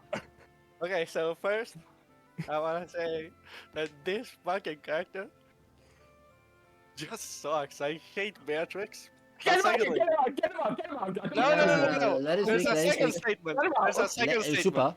Super. Let him speak. All of this was all a troll. Now, before I joined the bracket, before I actually signed up, I said something in the Grand Blue chat, and if everyone paid attention, I said I will just sign up and not play myself because this was all a troll, and whenever I played Beatrix, well, I wasn't playing Beatrix. Can you guess who the secret Beatrix player was? Was it Space by any chance? Or Vixen? It was not Space. Me and the comic just switched. So I played the first half of the bracket and Huh? waited until the comic came back from work. So anytime I like the first hour it was all me, and then the last part of top 8 except Miri, I won against Miri. I take the win. What? It was all a comic. So I just switched places. We Huh? had the same name. And you'll never actually Why would you notice do this? that every Why time would you do this? That you'll, is you'll act- notice that every time Why that would I you? went Why into would a you room, guys I switch switched out? from And that's extremely stupid. Wow. Why would you lie to everyone like this since losers quarters? it was like before no, every time you played Beatrix it was a comment. So it was like a bit before. Yeah, Well, top 8 and then against so you Miri. didn't win. No, so Akame won. So congrats No, to Akame. none of you Well, won. I could have won. No, none of you won, bro. Oh, I'm down to Wait. take the second place and down to get banned from You're not tournaments. getting any place, bro. Troll. You lied to everyone. Yeah, of course. Like, this was a troll. Like, Well, yeah, that was a disappointment to say the least. I can't believe it. That was poor sportsmanship, poor everything. So this Dunkin'Yips, it was definitely a one to remember, but now for the wrong. While we're gonna be figuring out the logistics of how this tournament is gonna be going on, because it is definitely gonna be falling on our tournament organizer here, that is Nayu, and he will be giving his PSA later on. Dunkin'Yips 68 is over. We're gonna be rating Khalil here. And with it, do save some highs and love to Khalil, always supporting the European events. And as well, remember that we're going to be having a silver event, Arc World Tour, this weekend. Parade's Lust next Tuesday, as well as we have a lot of big majors with UFA, EO France, and IGM coming up at November. Please do look into them. And with that, we're going to be saying ourselves goodbye. It was me here, Ariat, joined by Supa. Yeah, I'll catch you all soon. Take care. And Nayu in the production lines as well, Black helping DTUing. With that, I'll say goodbye and thank you to all competitors and viewers. We'll see you next week. Bye bye. See you. Take care.